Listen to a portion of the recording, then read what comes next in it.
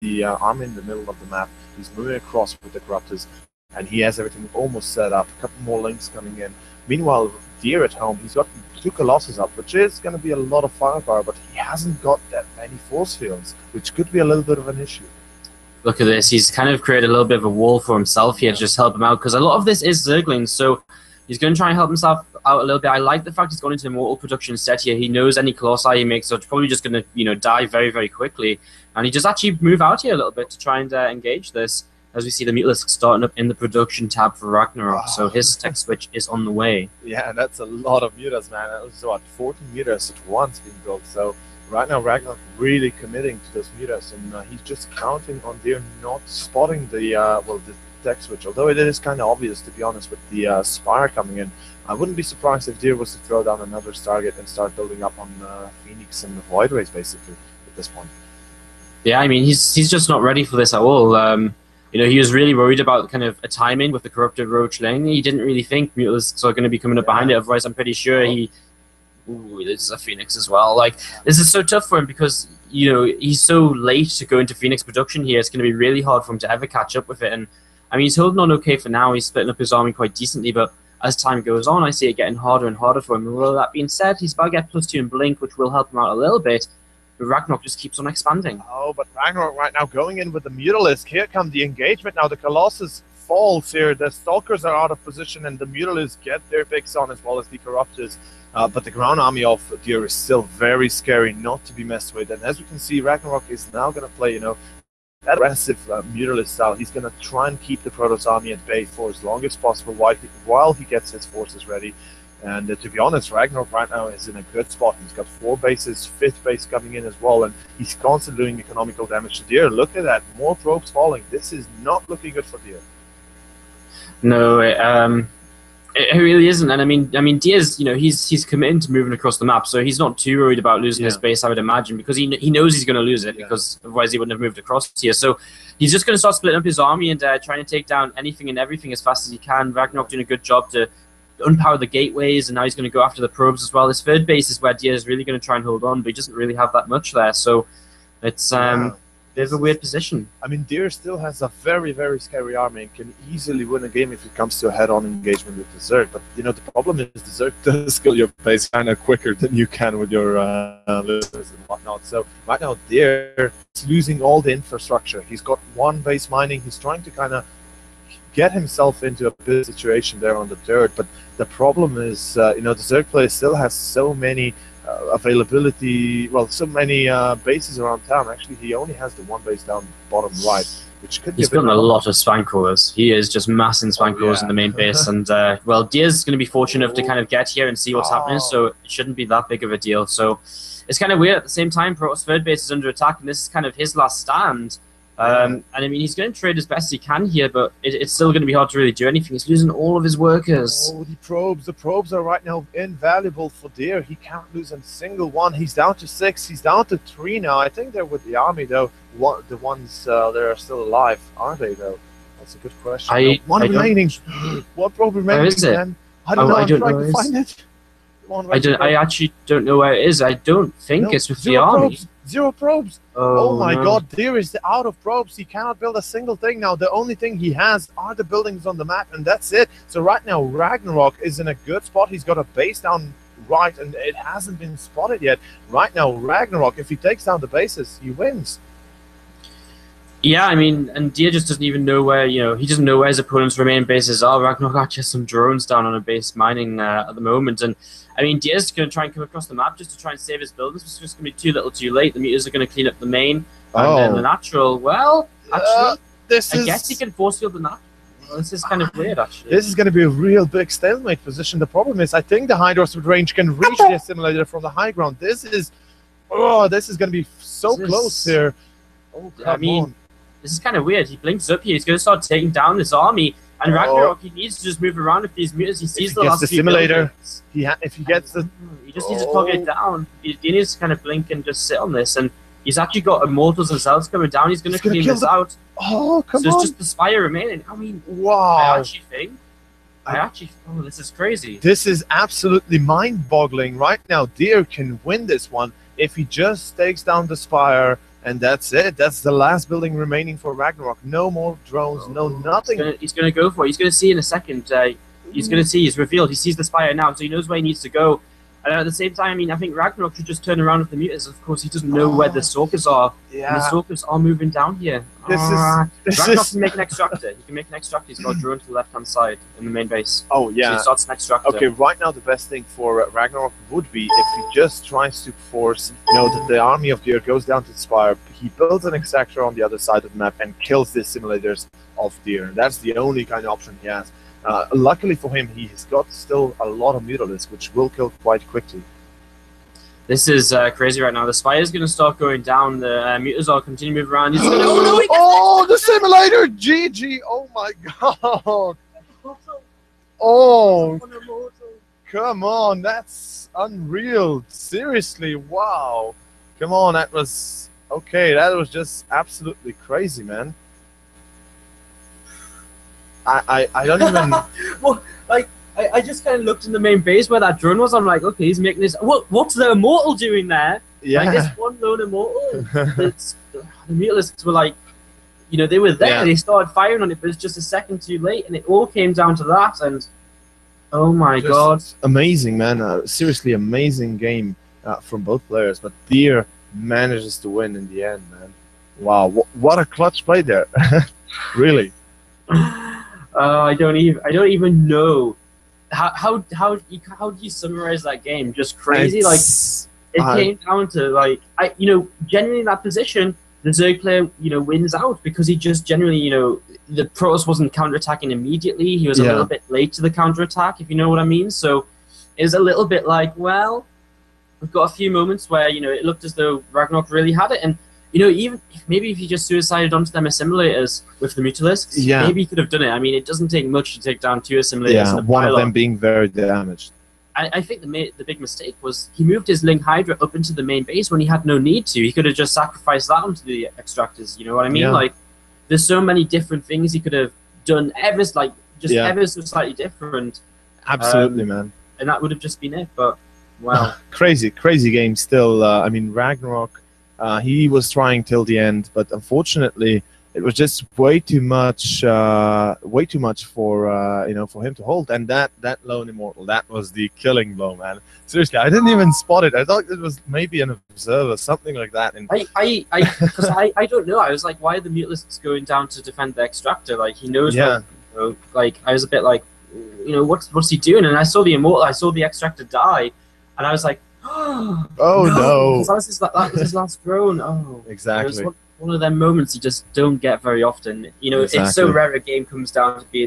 That game reminds me of like J-Dong Stardust DreamHack Finals, like when like Stardust was like killing the extractors with the probes and stuff. Like, it was that close. Yeah, it was down to nail biting. But yes, we are already in our second game with Deer versus Ragnarok. Deer leading 1-0. So if you're just tuning in, welcome to the CPE group stage. This is Group A, and we are now in our second game here. Deer with a clutch game in Game 1 on the merry-go-round. We'll go into King Sejong Station as our second map, and Wardy, go for it. All right, well, I gave him a bit of a hype introduction in Game 1. I mean, he just pulled off some insane kind of victory there. Maybe a little bit lucky, maybe some mistakes from his opponent. Who cares? He kept his composure, and in the upper left-hand corner, the red Protoss player, it's Deer. Exactly. He is the beast that is going to devour the Zerg. Of course, his opponent, though, down bottom right as the blue-colored player. Give it up for none other than Ragnarok. He has to be kicking himself right now. Like, what? That's one of them games where you're like, why didn't I just target down them assimilators earlier? Yeah. Like, go straight for them. I just don't understand why exactly he moved his army up into the main base. Like, he didn't need the Lings and Hydras there. There was nothing left there. It was empty. Like, maybe he was trying to keep them alive, but maybe he could have tried with a bit of a hidden style. Maybe spread out the army down the slopes of the base. Maybe hide it from view of the air. But I mean, obviously that's again counting on luck. But still, that's one of the possibilities instead of just throwing it away like that. But still, I mean, Deer.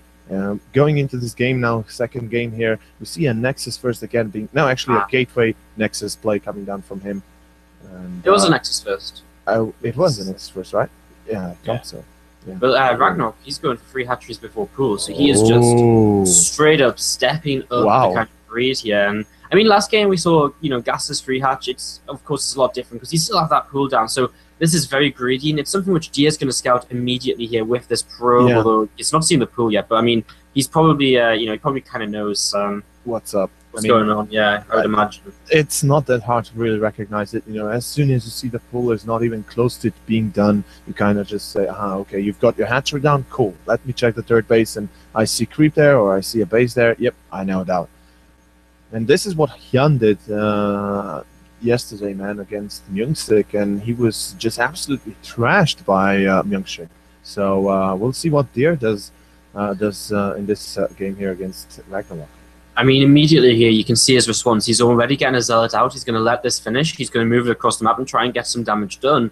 While there's very few units on the map, he's going to try and force as many Zerglings. He does cancel his Zealot then. Okay, he cancels his Zealot, but he's going to get the Stalker. And I mean, even a Stalker coming across the map right now, with the it's going to force. Yeah, it's going to force units. It's going to force less drones than usual, and that's what he kind of needs to do because either he needs to find a way to punish and set the Zerg back a little bit from this greedy opening, or he needs to be playing just as greedy himself to to be able to stay in the game, because otherwise Ragnarok, his economy is going to absolutely explode in the coming minutes. Exactly, and as we can see, Ragnarok right now, he might be a bit behind with drones, but as soon as he gets those larvas in, he's going to be exploding, like you said. And a nice response coming down from there, going straight for Stargate. And this time, I would assume it's going to be Oracles, man, because he is kind of aware of the fact that Ragnarok, he might just have 1 queen at each base, and an Oracle can deal with the queen pretty easily. Yeah, it's definitely a possibility. Ragnarok's going up to 4 queens in total, which isn't too weird. I'm trying to... Okay, there's one at the natural cell. Okay, so he's going up to 4 queens, 1 to spread creep and connect his bases, and the other to... the others to obviously just inject. It kind of intrigued just to see what Dia's general game plan is here, because he hasn't really done anything just yet. He's actually just used the Stalker to try and deny information. I mean, yeah, he's just getting his Phoenix out, actually, and he's just going to go into a very similar opening to that last game, despite the greed here from Ragnarok. So, I mean, these Phoenix really need to work on picking off workers, because if they don't, the economy really will explode here. Exactly. Now, the Oracle might have been a bit of an reaction, might have been a bit of an overreaction from there. Obviously, an Oracle is a very, very kind of coin flip unit. It's hard to really do damage if you don't control it 100%, as well as you need to be a little bit lucky for the queens to be out of place. But yeah, I mean, Deer with the Phoenix again, like last game, he will establish control of the map. He's going to have supremacy of the air. There's going to be no Spire for the next few moments and forward. And as you can see right now, Ragnarok is really trying to rush the creep spread down to the third base. He knows it's very important to connect the bases. The Queen's going to be a defensive unit for the next minutes here, while the Phoenix are going to be aggressive. Yep, Queen's joining forces here to try and turn these Phoenix away, and Ragnarok's going to be okay. He's making a bunch of links right now in case there's any kind of aggression coming his way from Dia behind this Stargate. I mean, Dia's going for the complete opposite. Forge, Robo on the way down, just going to be heading into his upgrades, and I would imagine probably, he's actually put it down already. Third base on the way as well, so a very similar just style from Dia in Game 2 as he played out in Game 1. So I wonder how Ragnarok's going to play, and he is going to play differently because he starts up double evolution chamber.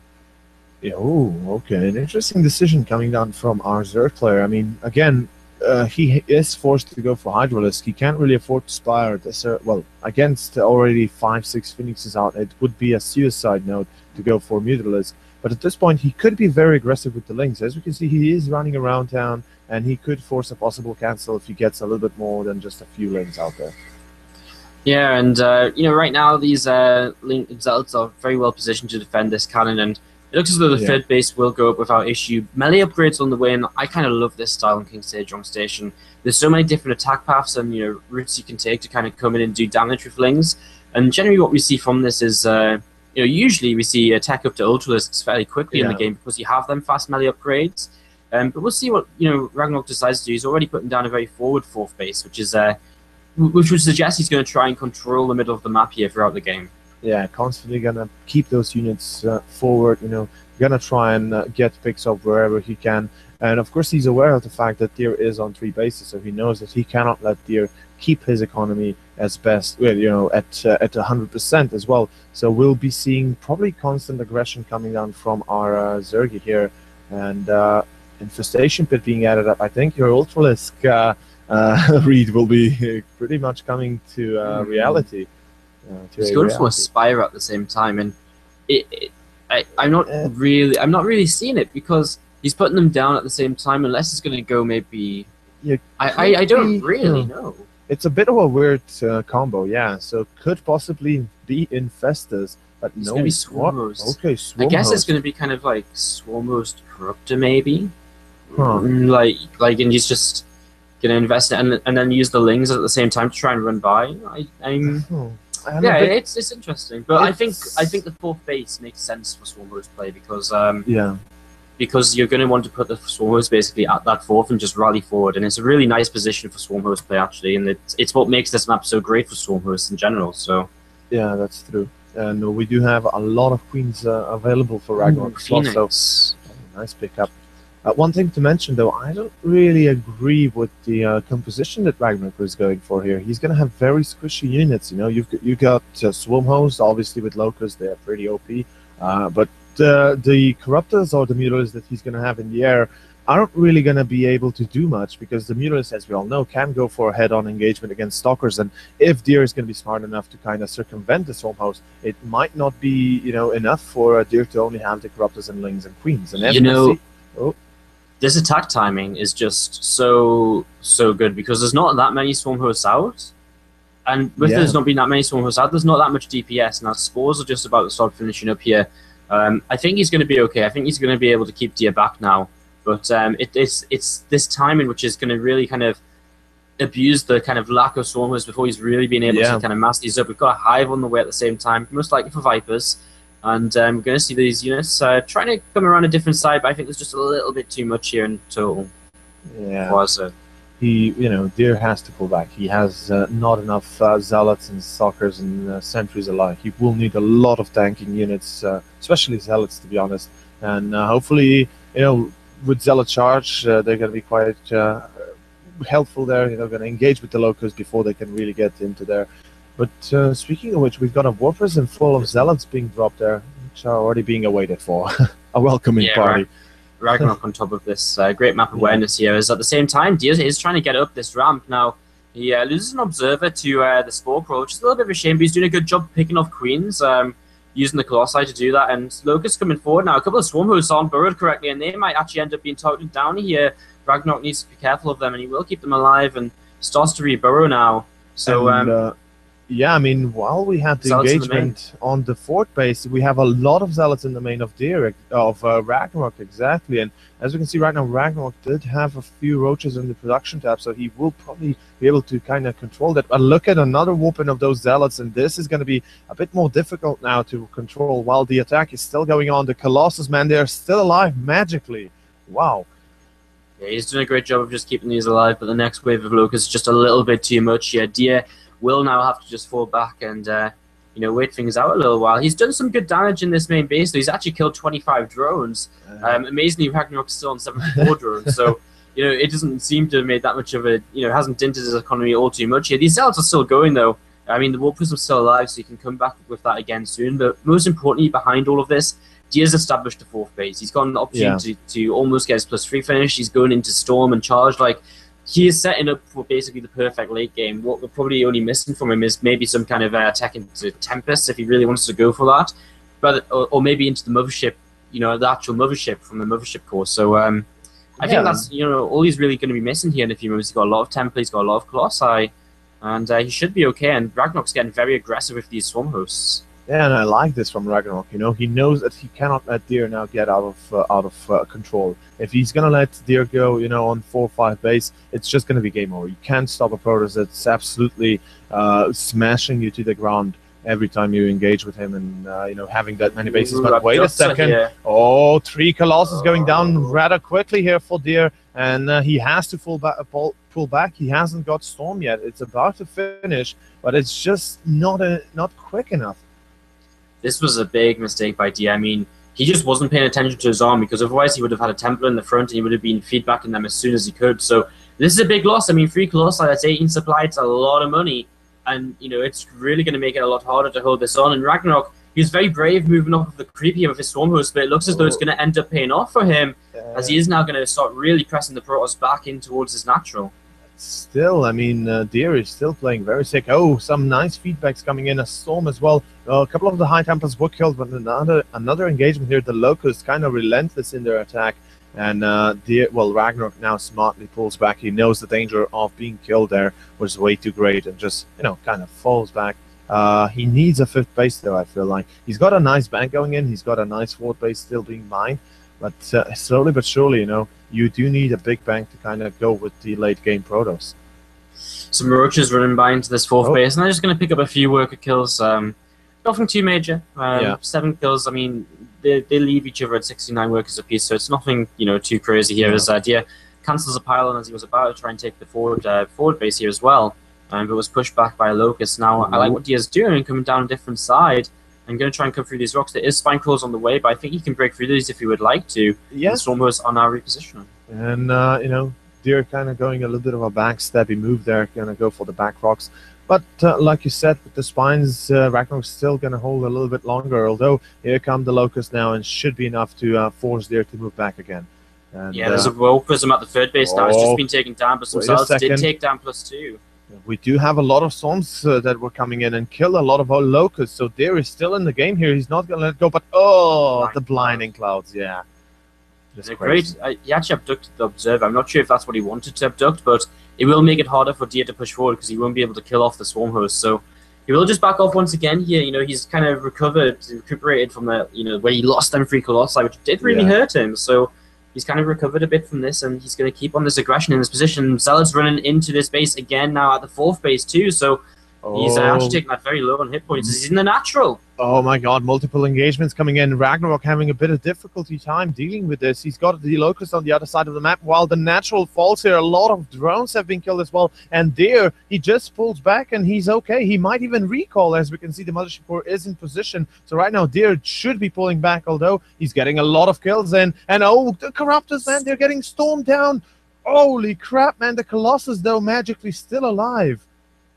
Yeah, I mean, the Corrupt has taken so much damage here, and in the end, he just recalls out. At the same time, he's taken out the left-hand side base. Yeah. He's got the forward base very low for Ragnarok, so now he has to really focus on keeping that alive, because if he loses that, boom, he's down to like 2 bases because he's lost his natural. You know, his main's pretty much mined out anyway, so he's really only going to rely on his 3rd if he loses this forward base, and that would be detrimental for him right now. As Dia, he's just going to move out once again with this army, and I mean, Ragnarok is really, really starting to hurt.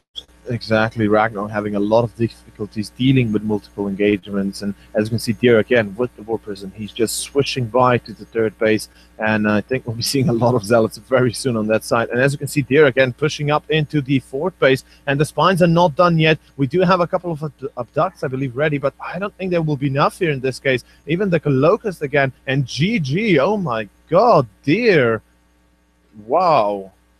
I mean, Ragnarok just didn't really have an opportunity there. Like, he looked as though he was doing okay, but then it just got to kind of a point at which it was like, it's just got to the point where Dia just got too much of an advantage. The Warp Prism worked out really well for him, if not for anything else, just for distracting Ragnarok and making him move out of position. And once he got into that natural expansion, there's nothing Ragnarok could do. He was out of position with his Swarm Hosts, and that's a lot of damage taken. Absolutely out of position there, and just kind of getting destroyed in the end. And Deer, he is absolutely crazy. And for the next series, we have Stork versus MC, ladies and gentlemen. So if you're just tuning in, you missed one hell of a game. Well, 2 hell of a games from Deer. Ragnarok now going down to the losers match. Deer onto the winners match. While we still wait for the for the switch between Stork and MC. In either case, PvP up next, coming up on the Connecting Professional Esports. This is Group A, and this is the first group. Tomorrow is going to be Group B. In either case, don't go anywhere. We'll be back in the next few moments while we come up with Stork versus MC.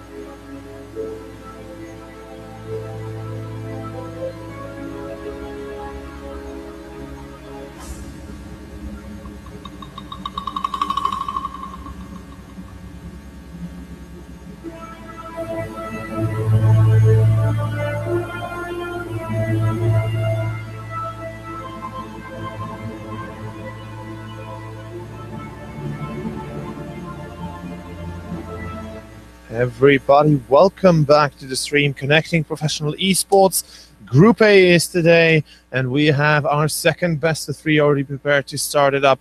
And of course, it's going to be Memsi versus Stork coming up in a PvP fashion. So, Wardy, you know, we've got two epic players ready to play here. What do you think we'll be seeing in this best of three here, starting on King Sejong? I don't even know, man. Like, Stork, for a little while, Stork was like, well, you know, he's not doing so great. And then all of a sudden, Stork was like doing great. And he got into GSL and Code S and stuff. And then lately, again, he's been a bit like, well, what's happened to Stork? Yeah. Compared to MC, I mean, MC has just been on top of things, like, you know, time after time after time. And, you know, he's in the top 3 of WCS rankings. I think he's probably 3rd right now, maybe 2nd. I'm not sure how exactly it lies. But I believe he's first. He's first, is he really? No, no, it's not him. No, I think Hyun's above him. I'm not sure. I'm going to check very quickly. Is Hyun first? Yes, Hyun's first. Hyun's first. Okay. Second, MC's third. Okay, cool. Well, in either case, yeah, I mean, these two players are absolutely crazy. Yeah, I mean, but uncomparable. Wait, though. Go. Because MC did lose in DreamHack in the round of 32 to Space Marine, and that knocked him out of the tournament. So he lost to Patience and Space Marine, I believe. So maybe his PvP isn't looking so great lately. Yeah, you know, it's you know, it's hard to say exactly, but you know, you don't usually lose to, you know, it's not like Space Marine's an awful player, but when you compare him to MC, you don't expect anything like that. So we'll see what comes out of this PvP as we are already in the game. And Wardy, you know, I'll give you the honors, man. I know you love MC. Well, in the lower right-hand corner, we do have in the blue. We've just been talking about him. He is MC. Of course, his opponent, top left, as the Red Protos, coming all the way from Korea. Well, of course, all players are from Korea. Give it up for the legendary. Well, who else would it be than Stork? But yeah, in this PvP, you know, MC yesterday or the day before, he had a pretty clean sweep, to be honest, and it was a quick game coming down from him in that part. So I'm kind of...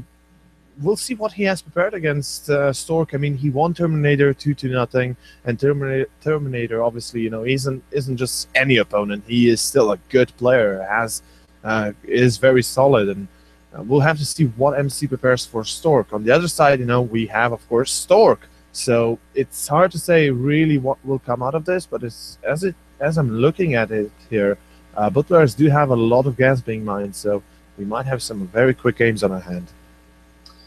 Yeah, we've got 3 workers in each of these gases from both these players straight away, and Cyber Core's coming up at the same time. Only difference right now, MC has started a Zealot, but we'll see if he lets that complete or he will just cancel it. It's kind of weird because I don't really see any reason for him to start this Zealot, because it's not like he's scouting and he's about to, you know, he's going to see something before he finishes. So either way, he builds it and then cancels it, and you know, it doesn't really make that much of a difference. Both guys start up their mothership cores, but look at the speed of the Twilight cancel from MC. Ooh, that's like DT fast. Yeah, it definitely looks like DT because he's gonna go for without a stalker as well, which usually indicates, you know, okay, I want to save all my resources for the Twilight Council later on for the Dark Shrine. Look at that, he's building a stalker and canceling it in case probe might come and check around town. So right now, I mean, Stork was in the base and he just didn't go any further forward to see the Twilight Council. Yeah. He wanted to keep it alive instead. Now Stork, he's also going into Twilight Council. So if this is DTs and Wow. you see a Dark Shrine starting up, this is the worst case scenario for him, unless he gets a robo facility out in time. In which case, it's kind of okay. Yeah, I mean, Stork, if he's going to go Blink, then definitely there will be a robo. But the problem is, usually players like to delay their robo for just a little bit, because in Wings of Liberty, you didn't have Mothership Core, so you needed that robotics facility for the Observer, high ground vision and all that good Shazam. Now with the Mothership Core, you have a bit of an easier access earlier on with the Blink. And as we can see right now, 3 gates coming, additional gates coming down from Stork. It is going to be Blink and or robotics facility coming down from MC. So we might see DT drop. Man, Stork just isn't expecting DTs at all here, and I mean, it's getting to the point where MC is literally at this rate just going to end up walking straight into the main base, and Stork's just going to like insta GG because he's not going to have anything out at all. MC's got a robo on the way, and as he said, that opens up the possibility of a warp prism. Maybe that he just goes for an immortal instead as well, just in case. But still, I mean, this is probe goes down, but there's already a pylon. That doesn't matter. Finishes. Yeah, the pylon is done. The DTs can start warping in. We've got warp gates done for both players, and MC. Well, he might lose that pylon. He might. No, Stork is not going to go up that ramp. And he would have even seen the DTs, but this is, the robo now starts in for Stork, but I think MC's going to, the Earthos pylon. Oh my god, this is not going to be good for Stork right now. Look at that. This is... I mean, I think the 2 TTs can just target down the robo facility anyway. Yeah. This is... Stork's like...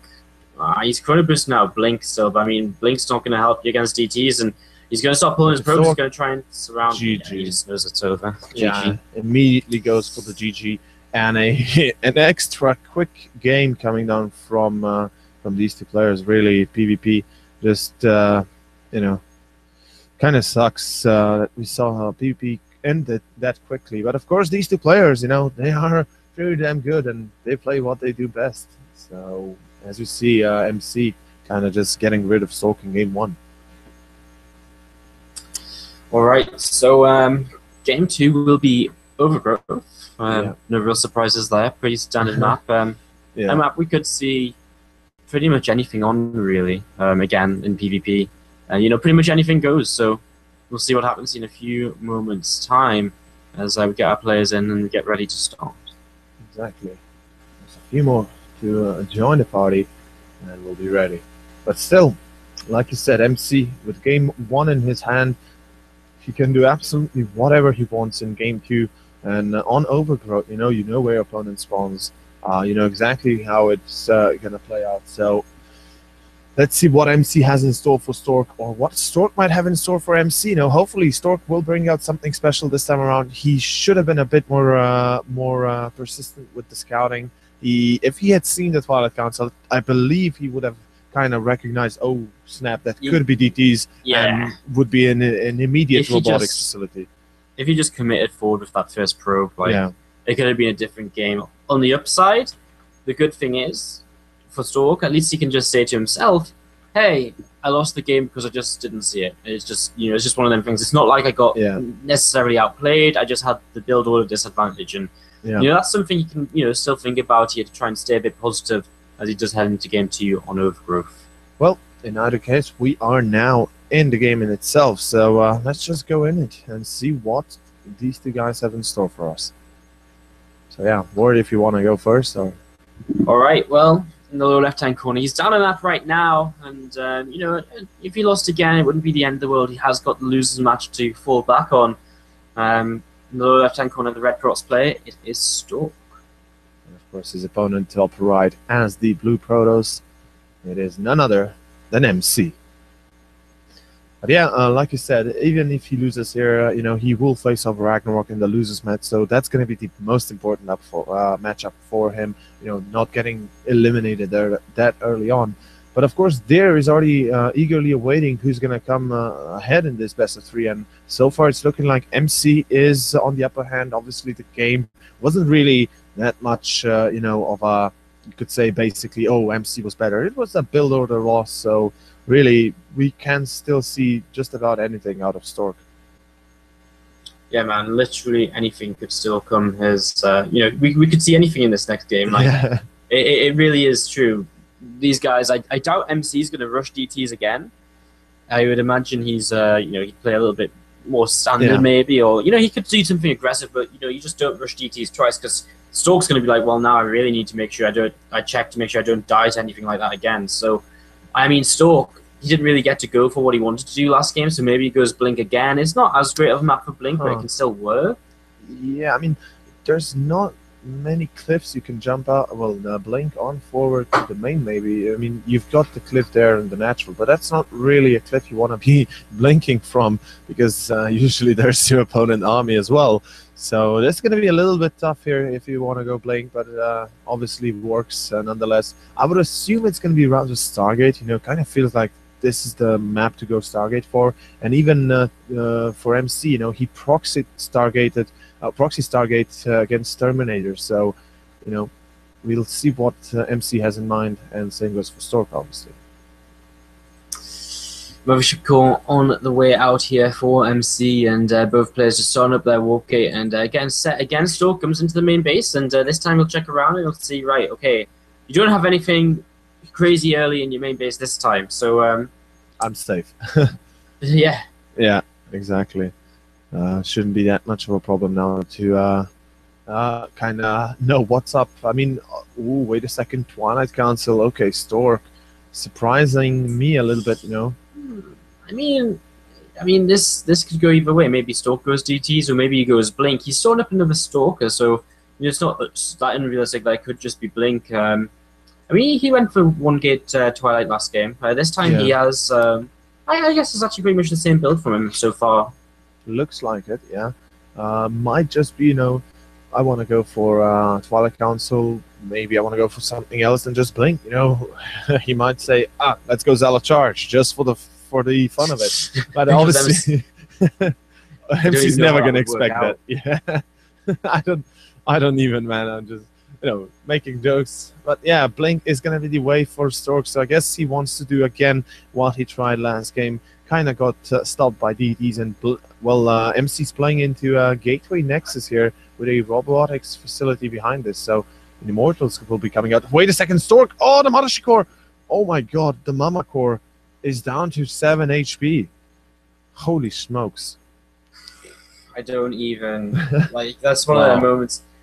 It was just so close, and, you know, sometimes, I guess it's okay. He's actually going to stop this probe getting into his base as well. No, he's not! Oh, no! Oh my god, Stork. Nice for MC, because he sees Twilight researching fast and Chrono. I mean, it could be a fake just to kind of make him think that, you know, Blink's away instead of DTs, but I think MC is just going to get the Immortal first. I mean, if it is DTs, he'll be able to watch. He's got sentries, he can force field the ramp and buy time. So he's just going to get the Immortal first, and this is going to put him in a very safe position. And, well... To be honest, I'm very much worried about Stork right now, you know. Some shots on the Nexus. He's got nothing at home. He is looking to expand, obviously. So basically, if he holds MC at bay for a little while longer, you know, doesn't allow him to mine, this could actually work in favor for Stork. But it's not going to be easy. Like you mentioned, Immortals are on the way. For second one already halfway done. So MC is going to start pushing down the ramp very soon.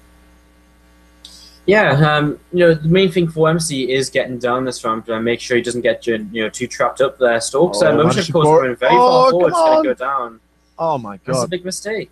You know, that kind of thing should not really be happening. I mean, it wasn't so bad that he recalled out last minute. You know, we see that a lot. He wanted the scout, but, you know, there was no need to lose at all. And now he's walked a couple of times to try contain his opponent. He might try and force field them Immortals in front, and this is perfect. My god, beautiful play from Stork, getting the first Immortal and the second one now being killed as well here. Holy smokes, like you said, getting the force fields on. Oh snap, man, this is where MC now has to tremble a little bit. This is, you know, this is scary, because now he's down to one Immortal. He's got out another. Storks are still coming in. It's going to be a kind of dance until you know, something happens. Force field's actually from the other side, and the sentries go down. So that was quite nice. That was a nice little pick off from MC here. Stork actually leads by 6 workers, and with his Nexus finishing up soon, he will, he will end up in a better position in terms of economy. And all he's got to really do is catch up in terms of his, his unit, of his composition. Catch up in immortal count. So it's going to take the fight and just trade as best he can, and then disengage as he can do with this blink. And MC looks as though he may just go straight for a counter attack, which might be the one weakness for Stork right now, because he is very far behind his army supply. And he's got basically nothing at home. This is the only thing he has are those stalkers. Oh no, the 3 stalkers! One of them does get caught at the end, but still, that's only 5 stalkers remaining with very little HP and the Magic Core without photon overcharge. I mean, if MC were to go on for the attack, that would have been very, very much the end of I'm honestly sort of surprised that he didn't, because I mean, he must know. Yeah. He's killed off so many units. He's captured a couple of sentries when Stork was at his natural. He's pushed his gun back. He's caught some stalkers in the middle of the map. He must know there's been a lot of opportunities for him here to, he must know, but maybe just doesn't want to. He doesn't know how far ahead Stork is. He doesn't know Stork's still on one base. In fact, I guess no, he doesn't. So he doesn't know exactly what Stork has. So he doesn't just want to walk into a trap escape. So he's just been very safe and careful. He's just going to back off. And actually, Stork comes out with a worker lead still, 5 to 6 workers ahead. In terms of units, he's going to start his own immortals now. So he's going to kind of even out a bit. He's going to go into a forge as well as Stork. So I like this from Stork, really. He will try to catch on, go forward in upgrades if he isn't better in units, obviously. So that's going to help him quite a lot. But of course, behind this for MC, it is a robotics base. So we'll be seeing Colossus on the way very soon. And that is going to be a big pain in the ass for Stork, because with Colossus coming out, that range and AoE is going to be quite deadly. Picks off a observer here of MC, which is nice. Just keeps his opponent in the dark. Although that being said, MC's already basically seen everything which he needs to know, which is the lack of a robot bay for Stork, more or less. So Stork just still sitting back at home. Both players just going to sit back for a while as they build up. It looks as though Stork will actually just play a Mortal Archon against this Colossus composition. So it's going to be a bit of a difference between these two sides in the second game of this PvP. Yeah, it's hard to really say who has the upper hand in this scenario, but to be honest, I mean, the Archon Zealot Immortal composition is very good in open spaces. They will wreck anyone they meet in open battlefields, but the problem is, Overgrowth has the only open area it has is down the middle lane, and even then it's not that wide open. So Stork is really going to have to be careful about engagements with Colossus available for MC. He will have AoE, and obviously he's going to be looking to corner the units as much as possible. Yeah, we actually see MC adding on 4 workers here, so he's heading up to 7 gates. So he's actually only on 3 gas as well. He's yet to take a 4th gas, and that's a little bit weird to me, honestly. It looks as though he might try and just mass up a bunch of cells. He does just start his +1, so he's quite far behind in upgrades.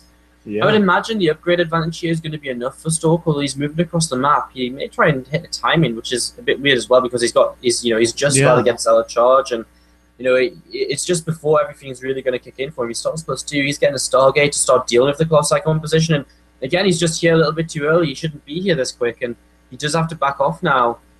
He's down in army supply, and he might have to use a time warp just to buy himself some more time. Exactly. As we can see, Thermal Lance will finish right now. Well, extended Thermal Lance. So MC will get the range upgrade on those Colossus, and now Stork in full retreat mode. He's got a few units behind here as well, but I mean, this is now going to be a bit questionable for Stork to hold. MC is on quite a roll right now, and Stork doesn't have Zealot charge yet.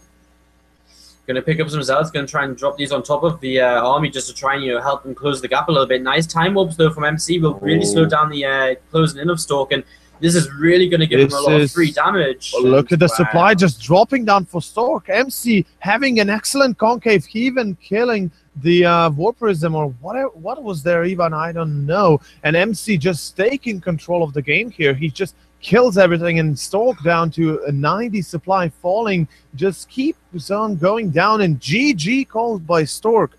Oh my, wow. Okay. That was one of them scenarios where Stork just really needed a little bit more time. He got caught off by moving out in the map. He lost a few, like if he just stayed defensive, he would have maybe been okay because he had, charge on the way, he would have been able to set up, wait. take MC when MC wasn't in as great of a position. Yeah. That was just the perfect fight for MC. He had the time warps. The Zealots for Stork, which was the majority of his composition, died before they even reached the army of MC, and Yeah. it's one of them things, man. It's just wasn't the way he should have took that fight. So Exactly. MC. Exactly. MC taking the victory, going on to the winners match, meaning we have MC versus Deer and Stork versus Ragnarok. So we still have quite a few games on our hands. But yeah, we'll take a short break and we'll be back with the winners match coming up next with MC versus Deer, and we'll see who is going to be the first to progress out of this group as the, well, first placed person. So yeah, in either case, ladies and gentlemen, this is the Connecting Professional Esports, and you know, hopefully you're having fun, hopefully you are enjoying, and while we have this small bit of downtime, check us out on Facebook and Twitter at Connecting Slovenia and at Conesci on Twitter, and obviously check out Wardy at on Twitter at SC2_improve, and of course myself at MA_over. And yeah, enough of self-promotion. We'll go to a short break and we'll be back with MC versus Deer.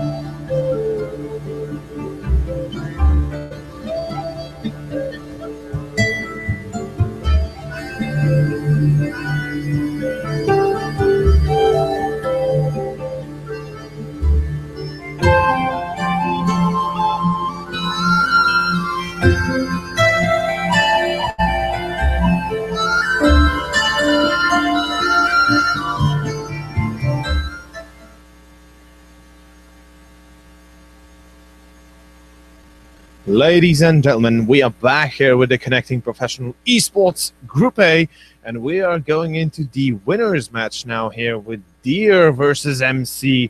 And wow, that is, we just saw MC win against Stork 2-0 in a very quick fashion, and now going against Deer. Wardy, help me out, man. What the hell are we gonna see in this PvP?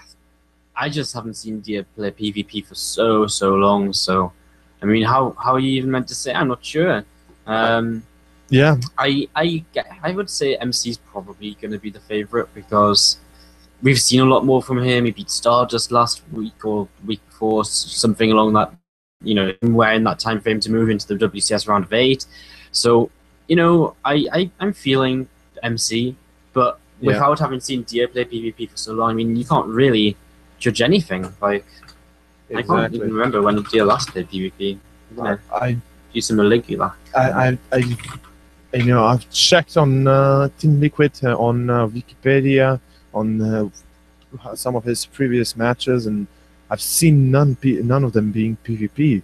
You know, I haven't noticed. Well, actually, the last time he played PvP online, or just as like an official match, was actually in Summer Series 1. I think that was Puri's event. Yeah. Where he actually lost 2-0 to Stork, and then he beat Stork 2-1. So quite interesting. He also in Codes Season 3, he lost to Parting and then beat Parting as well. So but all the way back in August, like a long time ago, since we've really seen DS PvP. But yeah, I guess we're ready for the winners match, man. We are in our first map, which is King Sejong Station, and of course, a glorious PvP awaits us, ladies and gentlemen.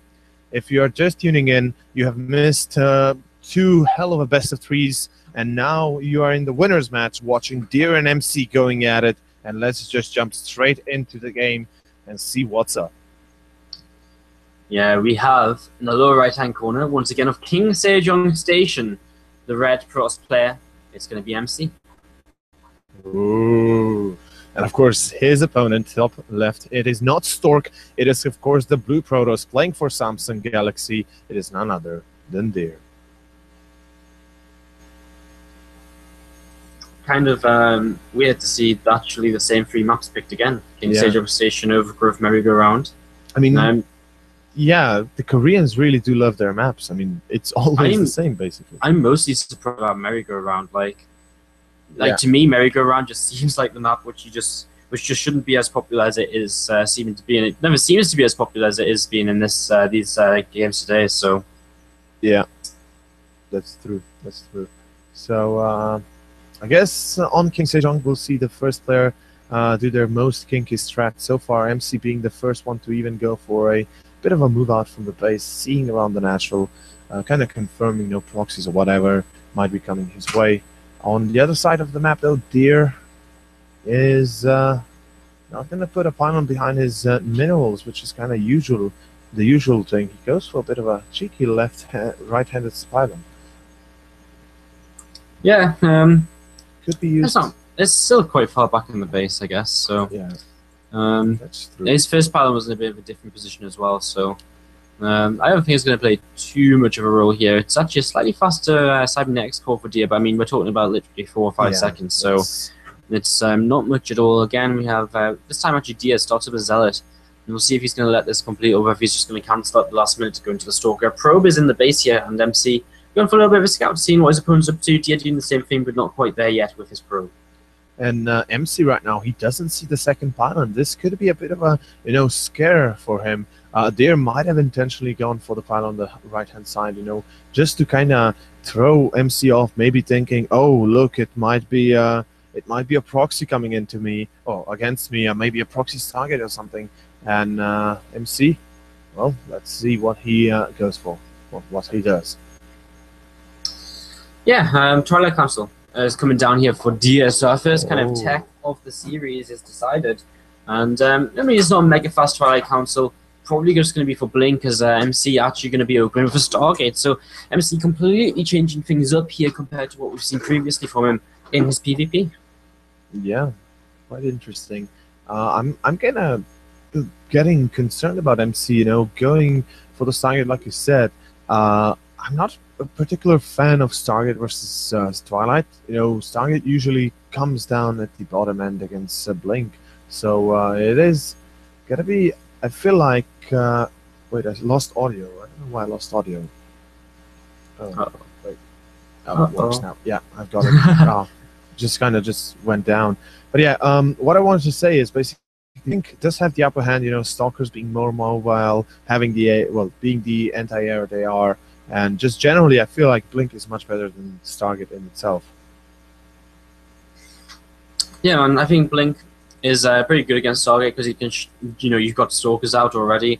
Generally you can chase down the Stargate units. So I do prefer, it's one of them things though where it's kind of beautiful because, just because it's advantageous to go Blink against Stargate, it doesn't end the game instantly. There's a lot of things, MC will be able to do to make sure that doesn't happen. He's adding on 2 extra gateways here, so this is looking as though he wants to be fairly aggressive or fairly safe, which depends which way you kind of look at it. And he's just going to continue building up his Phoenix count. 2 Phoenix starting to move across the map. And back at home, DA, well, he's opening some Stalkers on 3 gateways. He's also got a Rover facility on the way down. So he's looking as though he's going to be pretty safe here in the game, as he's actually just scouting for a couple of pylons out on the map now. As the Phoenix is going to come straight in and hit some Stalkers. Yeah, those Phoenixes just flying around, even getting the photonova charged on them. So that's about it for MC's scouting capabilities there. He does not see the Twilight Council, which is the one thing he really should have seen. But I assume by the count of Stalkers, seeing how aggressive Deer is with them, I think he can kind of expect it. It is actually Blink Plate coming down from him. MC feeling very brave to go for Nexus right now. I mean, he doesn't really have the best fighting units to to deal with anything at the moment, so it is quite brave. And would you see he catching one of these Phoenix with the Blink, but not quite. But he is moving across the map, and it looks as though he wants to get aggressive. If he can take down this Nexus, I mean, that's great for him, because he's going to be expanding himself. So if he can get an advantage in terms of that, that would be great. But even if he doesn't, I mean, this game's fairly even right now. He has actually a few workers behind, but nothing too significant. And I think this Nexus will go down. Mortal's only halfway done, and there's plenty of Stalkers here.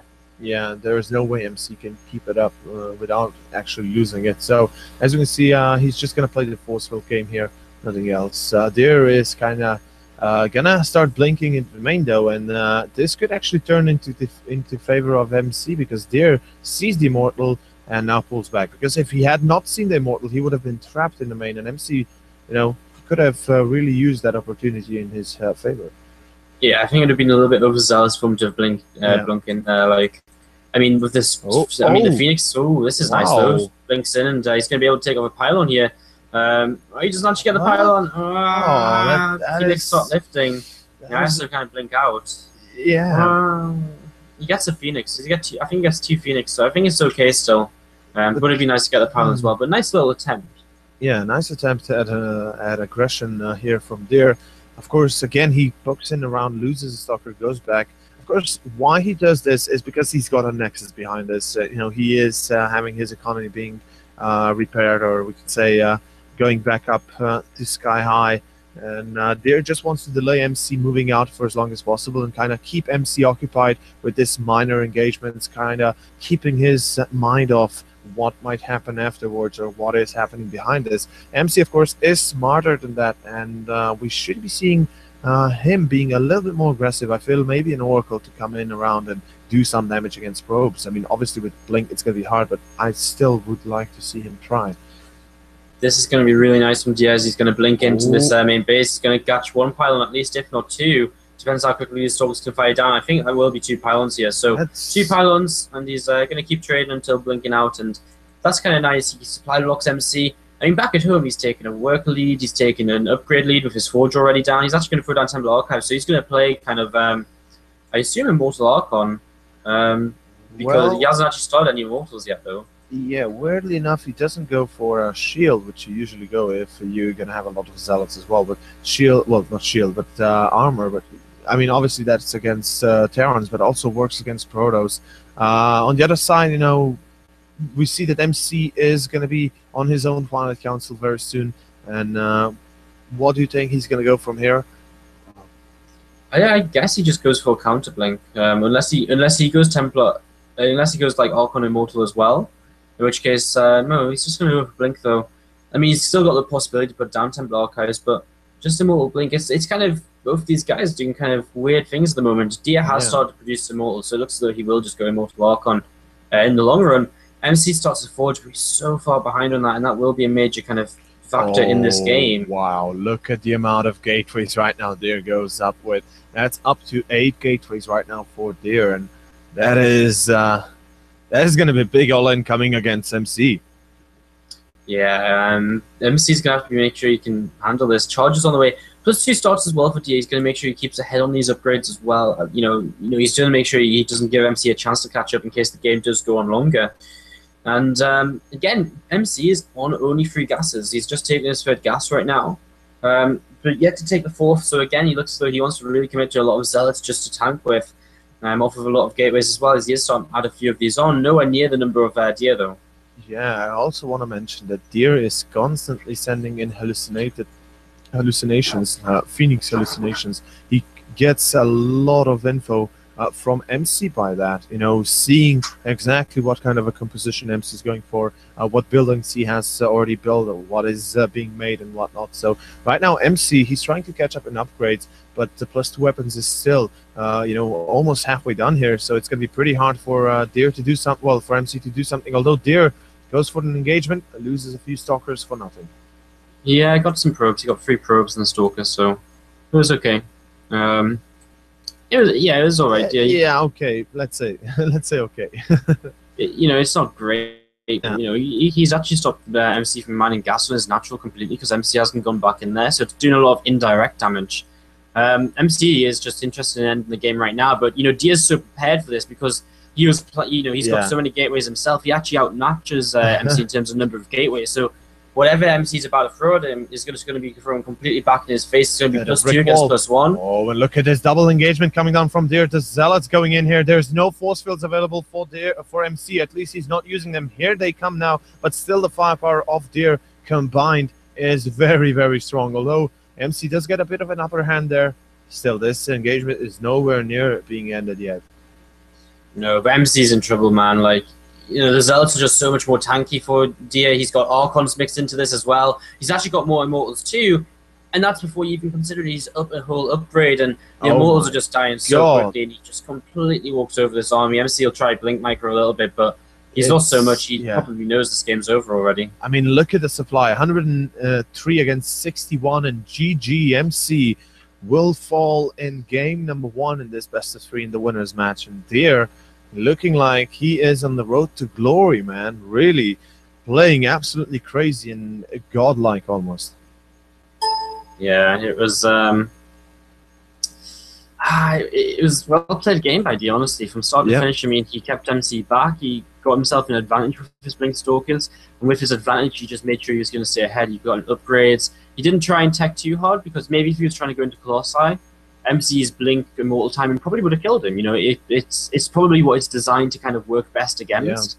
But I think is what MC wasn't really accounting for his opponent to go into. So I think that's probably the best thing Dia could have done there to hold the attack of MC. And he was just so well prepared for it. He had enough gateways. He had enough units out. He had the upgrades. Everything was just looked great from him start to finish in that game. So Dia looking so great today. Yeah, really, absolutely crazy, to be honest. And hopefully we'll see another great game from these two guys. And, you know, MC, I think this time around he's going to be a little bit more quick on the aggression. You know, I think he's going to be going for a bit of a, how to say this, but proxy kind of comes to mind. It's Overgrowth. Well, Overgrowth as the map. He went for the proxy Stargate against Terminator on this particular map as well. So this could be the map for MC. And look at that. He sends out the probe immediately. Oh, my Jesus. All right, well, MC, he means business right now. He is just going. He's not going to stop for anything at all. Straight across the map with the probe. And kind of intrigued to see what exactly this is for him. You know, 11-11, 10-10, or if it's just a single gateway with gas for fast stalkers. Huh. A lot of possibilities still. Yeah, it's hard to really say. A lot of players, you know, a lot of Protoss players going against other Protoss do actually like to go for the Stalker proxy. And I think this is actually this is going to be a double gateway proxy, definitely. It's going to be in the base. Yeah, definitely going to be double gateway. And there right now, I mean, if he scouts this, then he can still salvage himself into a victory. Otherwise, there's no way he can win. Absolutely zero chance. It's going to come down to micro as well, of course. So, well, we'll wait and see, as we do have some chronos coming out on Dia's Nexus. So, you know, Dia's yet to really scout. I mean, generally, when you scout, it's going to be... oh my God, look at the gateways. Oh my! So close. Wow, when Deer's gateway finish, he's gonna see the gateway of MC, but at that point, it's gonna be a little bit too late already. I mean, it's better to see it then than to see it when there's already coming towards you. It's gonna be hard, but it's still possible, I guess. Kind of. He's saying his double gas. He has no idea this is coming at all. No. Like, oh no, this is. I mean, MC right now, if he does not win this one, will be fairly surprised. I can say. I think.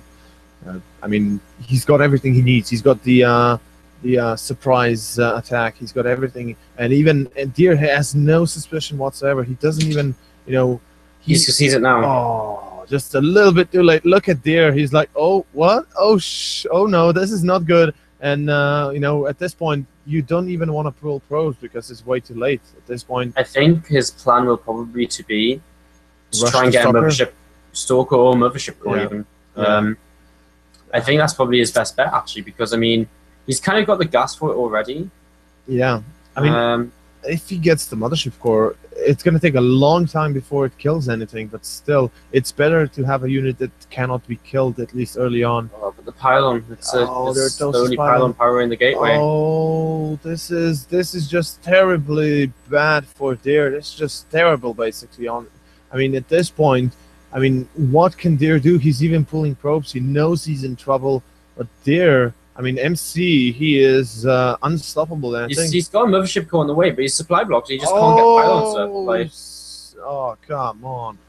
So unlucky. Like, he just needs to, like, throw away some probes so that he can actually get his Mothership Core out, and then he might slowly make this work. Like, I don't know. it's kind of this weird. Is GG, yeah.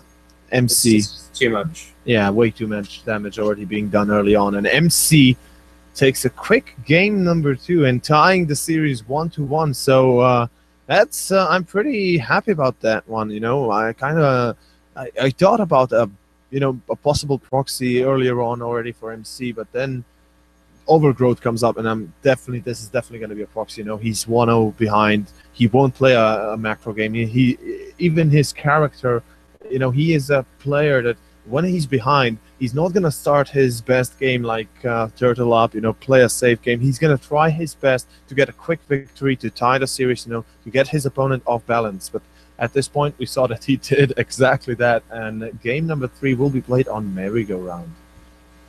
Yeah, so Merry-Go-Round coming up once again here. We haven't actually seen a PvP on this map yet today. Nope. So we'll see what happens, I guess, for now. We're just waiting for our players to get in this lobby and change themselves to Protops, and then we should be good to go and see who's going to be the first player in the semi-finals of our tournament. Exactly. I mean, it's definitely looking like Deer and MC are quite one-on-one in skill level. So right now, this game number 3 will decide who is the proper man to go forward in this tournament, and who will still have to stay a little bit behind and face off either Ragnarok or Stork. But yeah, ladies and gentlemen, we are starting up game number 3. This is the winners match. It is 1-1 tied series, and myself and Wardy are having a splendid time here casting these great players, and hopefully you guys are enjoying it. In either case, we're loading up into the map, and yeah, I mean, it's been a blast so far. It definitely has, and I mean, it's only going to get better, because this is where it really comes down to, because one of these guys moves through, the other has to go for, you know, another match, and I'm sure neither of these guys would want to play another match. I'm sure they'd rather just secure their top 4 position straight away. So yeah, let's go into this, I guess. Exactly. Well, our first player in the bottom left, well, in the bottom middle of Merry-Go-Round, give it up for the Blue Protoss. It is MC. You know, I always do that, especially on Catalina. I'm always like, and in the upper left, well, actually, just the left. It's just such an automatic thing to say. I'm just like, no. Anyways, in the upper right of Merry-Go-Round, we do have Dia, the Red Protoss player from Samsung Galaxy. Already took down Ragnarok 2-0 in our first match of the day, and now tied even in 1-1 with MC. Losing to that proxy game, I mean, he must be feeling a little bit kind of like, damn it, like. And considering how close he was to spotting it really early on as well, it's just unfortunate, really. Exactly. In either case, we have these 2 great players going head-to-head, and you know, MC, he's not going to go for another proxy. It would have been kind of too obvious to go for it. You know, they're also probably going to scout around his main this time around. But I mean, at this point, I think this is going to be again a short game. I do not expect a 3-base on 3-base Protoss, 4-base, you know, all those good things. So we'll have to wait and see, obviously, what these 2 guys have in mind. But still, I feel like MC is going to be putting the pressure onto Deer very soon. Yeah, gas is on the way for both players. Gateway's going to be finishing up, so this is going to start getting to the point very soon where we kind of figure out, what do these guys want to do. MC straight away is actually going to be opting to scout, so he's going to make sure he's not going to be down to anything too silly, anything too crazy from his opponent. We saw this on King Stage on Station 2. MC was the first to scout. Dia did scout as well, just slightly later, and it's going to be the exact same scenario here. It's Dia sending out his probe to scout just after the probe of MC comes out, and they're both going to go in the correct direction to begin with. Oh no, Dia doesn't. I thought he was, but he doesn't.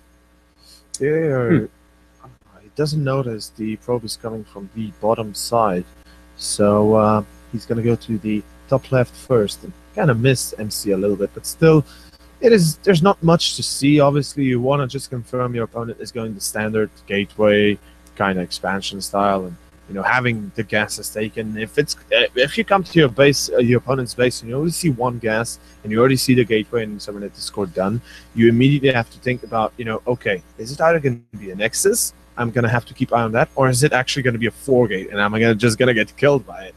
But yeah, as you can see, MC and they're both doing their thing, and MC going for a Stargate. Yeah, Stargate on the way here from MC, nice and quickly as we see a Twilight from Dia. So we're back to game one. All the way back to game one. These guys just falling back on, well, I'm kind of surprised because MC's fallen back on what didn't work for him. Of course, you can't really fall back on what worked for you when you went for a double proxy, but maybe I would have thought he maybe tried something else. I mean, he showed us a couple of different builds against Stoke, which didn't involve a Stargate. So intrigued to see him go Stargate twice in a row, or 2 times in this series. It's going to be an Oracle, so he will change it up a lot here still. Yeah, he will put on the pressure on there. He's going to try and deal as much damage as possible. He does get the probe as well. No scouting info for there, and here come the 2 additional gateways. MC is going to want to take a quick 2-1, but there, I'm getting actually a little bit worried for there. He made a sentry instead of a stalker, and he, it's good that the sentry is there. It's going to be able to force fill the ramp, not allow MC's units to jump on. On the other side, you want to have at least 2 stalkers out against the Oracle. I actually kind of like Dia's position because he's going to have Blink soon. He's going to keep on producing stalkers, and he's also got 3 gateways coming up for himself. And he's about to spot the proxy pylon of MC. So this is huge here, straight away from Dia, getting some good information about what's coming his way. He's going to kill off this probe in a second or 2 as the Oracle just come in, and this is bad though. He doesn't have anything in position. Yeah, the photon overcharge going on, but 3 probes are already fallen, and MC now going to start to do some shenanigans. And look at that, a hallucination return coming down from Deer. He immediately sends it in, and MC is going to be forced to see what is this. This is great because it's not actually a real Oracle, but MC's pulled back for it. Yeah, MC just... Wow, MC actually did pull all of his units back, and now he's like, oh shit, it's a hallucination actually, a bit of my mistake, but behind this he is expanding, so he won't really do what he wanted to do because his plan kind of got nailed to the wall. Yeah, well, Dia's actually going to pick off this pylon, and he's got a faster blink as well, so this is really, really great for him still because MC's going blink too. Yeah. Because Dia's faster, he's going to have a few more opportunities to really take advantage of it. So yeah, it's a bit of a weird scenario. MC's starting to move out a bit, but as he said, he is just expanding back at home, so he's not really looking to, truly commit to anything right now, as we do just see this Oracle flying around and looking for a way in, but nothing just yet, and Dia's just going to pop his own expansion down right now as well, so pretty even game right now, as Dia's already headed into Immortals, and that would be kind of the difference at this point. He's going to have that slightly faster robot. Yeah, slowing down the pace of the game here. The Immortals will force MC to play his own robotics facility. He cannot go into an attack without Immortals then, otherwise he's just going to be trashed to oblivion. And as we can see, right now Deer is having everything he needs. He's got the blink, he's got the first Immortal coming up, and robotics facility obviously done, kind of logical there. He might even add up a robotics bay, if he really wants to go for a quick Colossus, which might make a little less sense than usual, but still, why not? Forge is being added, and then the Oracle, nicely sniped. Yeah, it just goes down, gets a couple of work kills, but I think he wanted to try and keep that alive. So MC, I mean, I just feel as though he's behind. Again, like, for the second time now, as we head into a bit of a longer game, it just feels as though he's behind. The Forge is faster for Dia, as you're mentioning. The Immortals are faster this time even as well, so what he lacked in last time, he's actually got as well this time. So he's 3 to 4 workers behind, but that's not really too significant considering the other advantages he does have. I mean, MC, he's going to be biting his own nails very soon once Deer starts to move out of his base. With 2 Immortals in his hand, you know, MC's got practically nothing to deal with. The Stalkers, yeah, okay, it's fine if we go for the, click down on those Immortals. That's perfect, you know, going to kill them. But the problem is there's still the rest of the army of Deer to handle. And, oh, look at that, Deer even hallucinating one of the Immortals. Wow, he's so smart. You know, he does force. He does that hallucination, shows to MC, look at that, what I've got 3 mortals already, what do you have? And MC, he's going to be starting to shake a little bit. I wonder what MC's long-term plan is, here, because he's not making immortals of his own, and now he just start up, but I mean, Robobay is about to finish up for Deer, so he's going to get hallucinated Phoenix across the map, he's going to see the Robobay, and then he's going to be saying to himself, well, I don't have a option now, I can't play the Colossus game because I'm going to be too far behind. Yeah. So I think he has to go kind of Immortal Archon, but is Deer just going to have too many Colossi? Yeah, I mean, at this point, I think the best option for MC is to add up a few Void Rays as well and just go all in here. I mean, all in, just push forward and, you know, try his best. He's just seen the Robotics Bay and... First on a flip in response. Which makes sense. Okay, you know, Tempest, yeah. Tempest is the best response to Colossi when you don't have your own Colossi. So, I mean, it basically forces Deer to invest in his own Tempest as well. Yeah. But I mean, Deer still holds the advantages, I would say. I mean, he still holds the upgrade lead ever so slightly, as long as he doesn't slip up on that. Hallucinated Phoenix is actually going to come in and just sees the couple of units at the front. Storm's actually moving around the map for Deer, just checking around, seeing if anything is happening, but not too much really is, as this hallucination comes through the main base as well. And MC adds up 3 additional gateways. I think he's aware of the fact that he cannot go into a 3-base play. You know, he cannot force a long-term plan, long-term game from Deer, since Deer has such an advantage over him. And at this point, MC might just do a big push. I mean, he's gonna have a few Tempest out and just go for it. I mean, definitely looking like it. Deer again seems to add 1 extra gateway compared to MC here, so he just goes 1 gateway up on his opponent. He's got +2 advantage as well. Yeah. I'm wondering, it looks as though Deer is going to maybe drop a 3rd base soon, because it looks like that's a probe over there. It is. So he's got a probe in position to drop a 3rd base. I mean, both these guys are just consistently scouting with the hallucinations to see what they can see. Deer yet does actually spot the Tempest or the Fleetbeacon, though, so that's actually a big, big miss for him, as he is going to try and come into the main base again, but just isn't enough time on that hallucination to spot it. Yeah, and MC, at least that is hidden out of sight of Deer. But look at this. Behind this, Templar Archives being added up, so we'll be seeing either Storm, or Archons. I'm more of a Storm guy. Oh my god. I'm more of a Storm guy, so I believe it's going to be, we'll see some bad weather happening to MC. And on the other side, of course, Templar Archives for MC as well. It would make more logic, though, for him that it's going to be Archons, because there's no time for Storm if he wants to push out, and I think he's going to be pushing out. Look at that, 2 additional gateways being added up. He's definitely going to go for it. Yeah, MC is really committing to these 2 bases, and that makes me a little bit worried when Dia is kind of halfway across the map. I mean, MC's going to be laughing in a moment when he comes in. He's like, well, where's your army? You mean you're attacking me? Haha, brilliant. Yeah. Dia just sits in the middle, though, and he doesn't actually commit too much further forward, so he's being very cautious himself. Now, MC's army supply is greater, but I have to say Dia's army, fighting supply, what he can fight with is definitely more effective, more efficient, so that's got to be something we've got to keep in mind, and he's going to have +2 against +1, so upgrades are always going to be a big factor as well, as these 3 Tempests is going to be...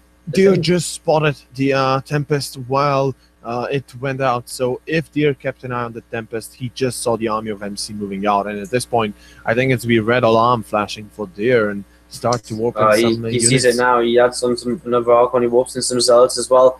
As long as he can keep the Colossi alive long enough to deal with the Zealots, he should be okay. He should just have enough of everything else to power through, especially with the upgrade. But I mean, MC is so far ahead in army, he's like 30 supply ahead. Observer comes ahead here for Dia, and he's going to see these Tempests, so immediately here he knows what he's up against. And look at that, he actually just falls back. He knows he just needs to buy as much time as he can. More Zealots, another couple of Templar on the way in. And I mean, he's happy to give up his third base. He doesn't need it. He just needs to hold on this one attack without taking too much damage. And Mothership Core. Time warp on the ground there. It does even survive. I don't know how. The Tempest seem to be very bad at their job. And as we can see right now, MC is again pushing forward. But look at there. He goes the first shot on, lands the first shot on the Tempest, and the huge engagement starting up. The Colossus are almost gone here, though. The Zealots from MC seem like they have more firepower, and they just overtake the position of Deer. And this is looking like MC might just take it. Look at Deer. He did clean out the Tempest, but it's not going to be enough. The army of MC is still holding strong, and this is definitely looking like MC might take it. And GG. Wow. Wow, exactly. Like, it was well thought out by MC. Dia didn't really know what was coming towards him soon enough. And, I mean, he just lost you know, you saw how fast Colossi fell to the Tempests. And once them Colossi fall, I mean, that was a lot of Dia's army. He would have been better off, you know, if he saw them Tempests earlier, probably invest in more Archons, because that would have been a lot more effective for him, so. Yeah. It's unfortunate for Deer, of course, but we do have our first winner in Group A, basically coming out here with a 4-1 score. And well, as the first player, it is going to be MC landing the first few shots, and now, you know, he is going to be pretty happy. Well, he's probably pretty happy about that. Of course, Deer is still going to have to face off the winner of the losers match, which is going to come up next with Stork versus Ragnarok. So we are in for another PvZ here. So don't go anywhere, ladies and gentlemen. This is the Connecting Professional Esports Group A. This is a Wednesday. Today is Wednesday, I believe. Yes, it is. So we still have tomorrow Group B and then the Final Four. In either case, we'll be back in the next few moments with the losers match. So do not go anywhere.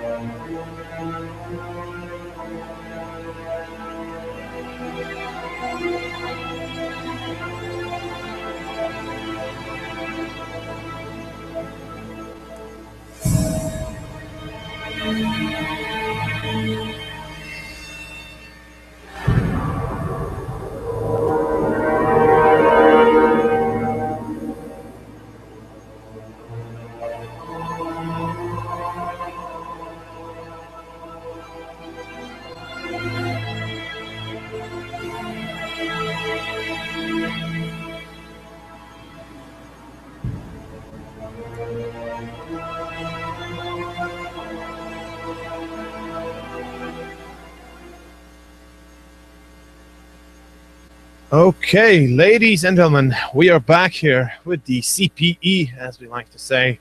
And I'm, of course, joined by Wardy from SC2 Improve, or we could say by SM2 Improve, since why don't you have a Twitter, man? Why don't you have a Twitter? Because, like, I could not keep up with updating two Yeah, Twitters. I know. I knew you were going to say that. I do like have a real Twitter, but like I just never use it or anything. I have nothing to say on Twitter. Yeah, I feel you. But yeah, we are now entering our basically losers match, and this is the one match you should be watching. If you've been watching for the whole day, you know, you definitely want to tune into this one, because this is the first match, first best of three, that actually will tell us who's going to be the one being eliminated first out of this group. And you know, this is pretty big, to be honest, because it's going to be a very tight game with Stork versus Ragnarok, a PVZ, and as you all know, Ragnarok lost to Deer and Stork lost to MC. So Ragnarok, in that regard, is a little bit on the downside against Protoss, obviously. But of course, he won against Trap. Yeah, well, what, yesterday? Yeah, no, 2 days before. Yeah, 2 days before. So we'll see what happens here in this best of three. It is going to be Catalina as our first map to begin it. And Wardy, man, if you want, you can introduce the players. All right. Well, as soon as we load up, we'll get going with this. Yeah, Stork vs Ragnarok. I mean, it's all on the line now. One of these guys goes home or logs off without any further victories. Because this is it. This is the losers match. The loser is out. So we're going to start up with Fachi in the upper right-hand corner for Samsung Galaxy. It is the Red Protoss player, Stork. Yes. Ooh. Cheer for Stork if you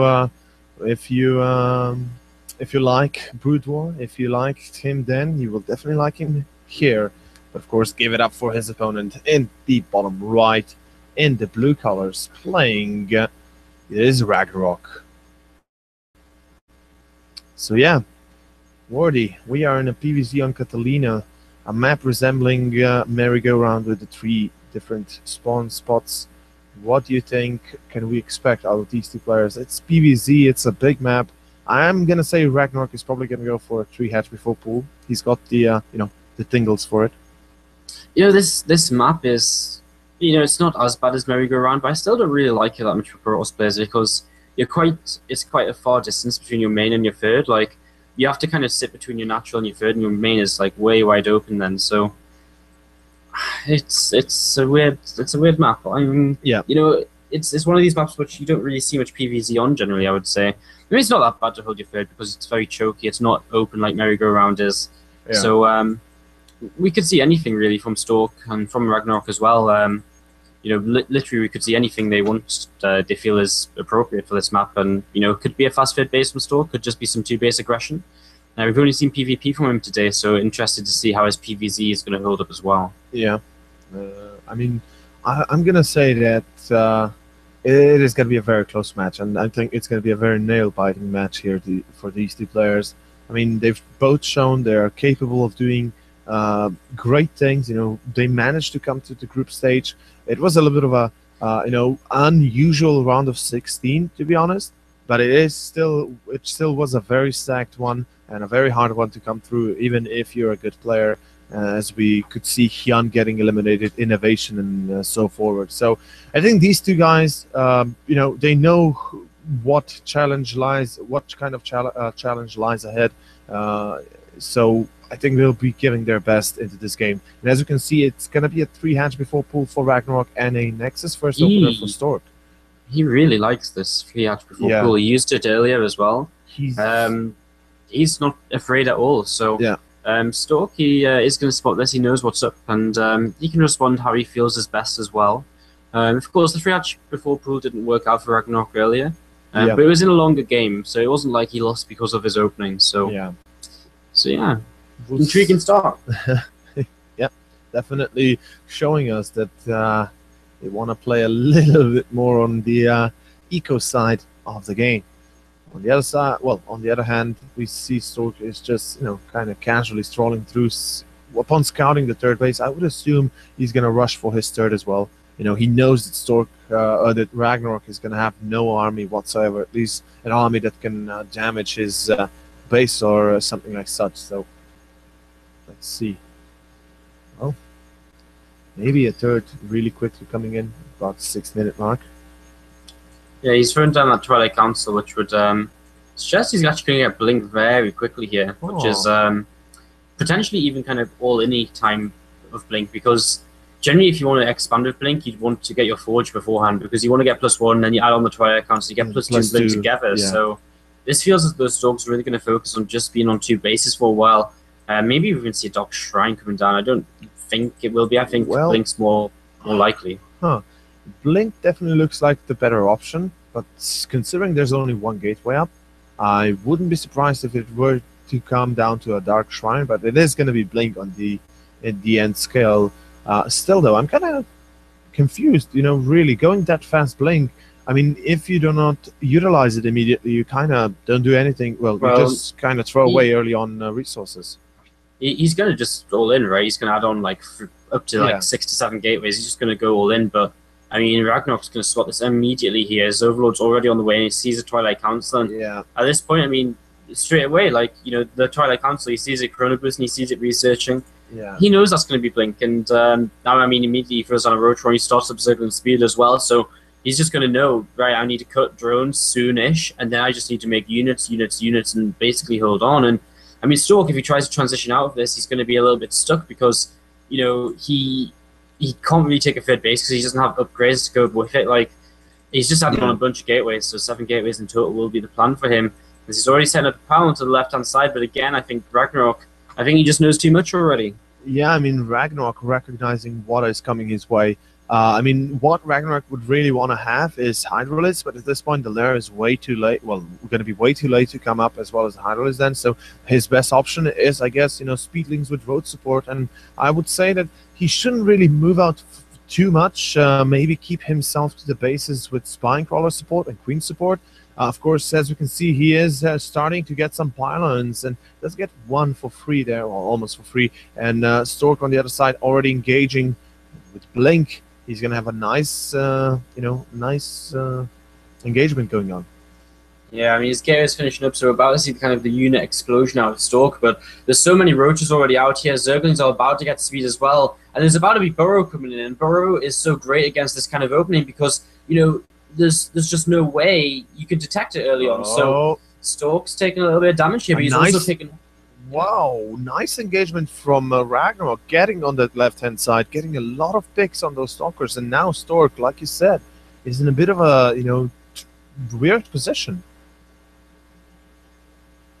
Yeah, I mean, he lost a few units, he killed off a few units as well, but the real issue is just as soon as Ragnarok is going to lose a unit, he just burrows it, and there's nothing Stork can do about that. So realistically, Stork can never really kill a unit unless, obviously he will, because Ragnarok isn't going to micro 100% perfectly. But it's going to be really tough, and a couple of force fields come down to help, but the Roaches managed to close the gap anyway.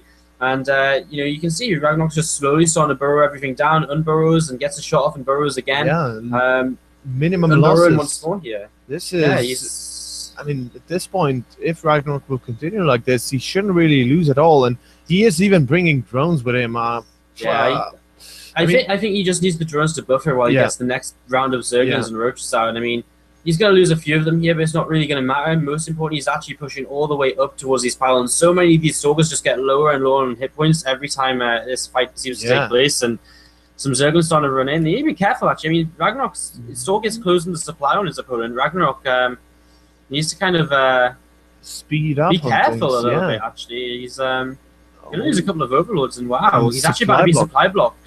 Wow. This is actually going to make this work. Like, this is looking very scary for Ragnarok right now. He's got the drones again. I think actually Stork may just break him here. Like, it seemed like it was going so well for Ragnarok, but he must just have been like overcommitting a little bit too much into each of the fights, and not disengaging soon enough. And especially that last fight, he must have just pushed a bit too far up. And still, so many of these Stalkers on such low hit points.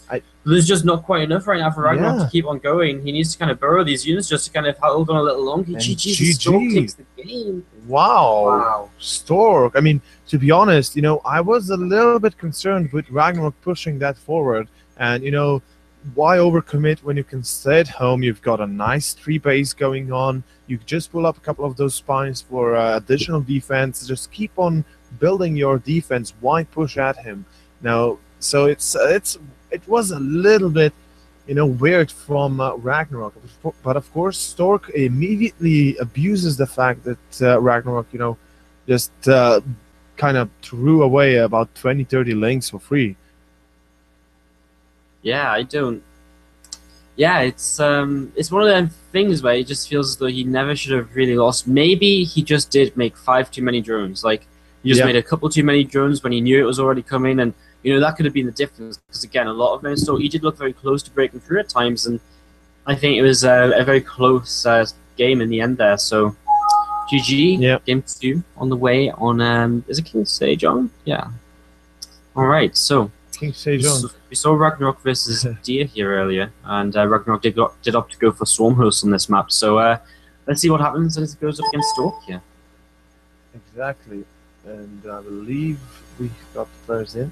Yes, we do. Here we go. So yeah, King Sejong, kind of the same for Ragnarok here. He's playing against Protoss all the time, and like you said, the Swarm Host were the option initially.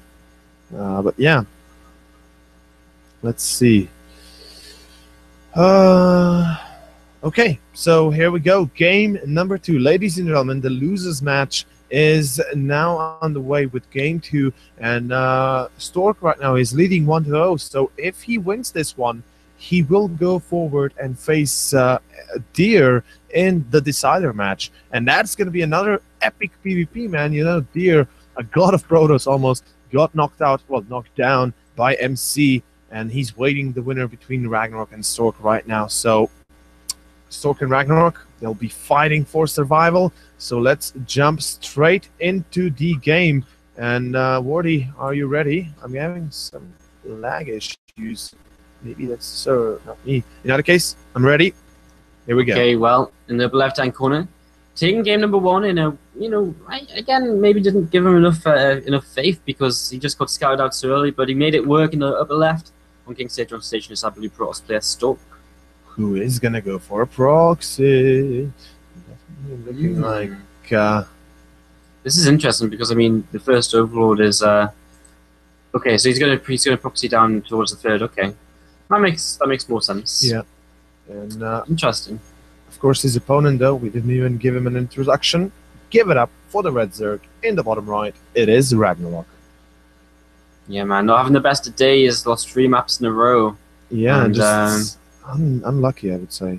Unlucky. Yeah, it's a little bit unfortunate for him. So now he's going to get proxied. However, fortunately for him, he just have his second Overlord going in a really nice direction to spot this. So He's going to see this pretty quickly, and Stork's actually saving up for a second gateway because he's not making another probe, so I'm assuming it's going to be a second gateway. Now, probe, is it going to see the...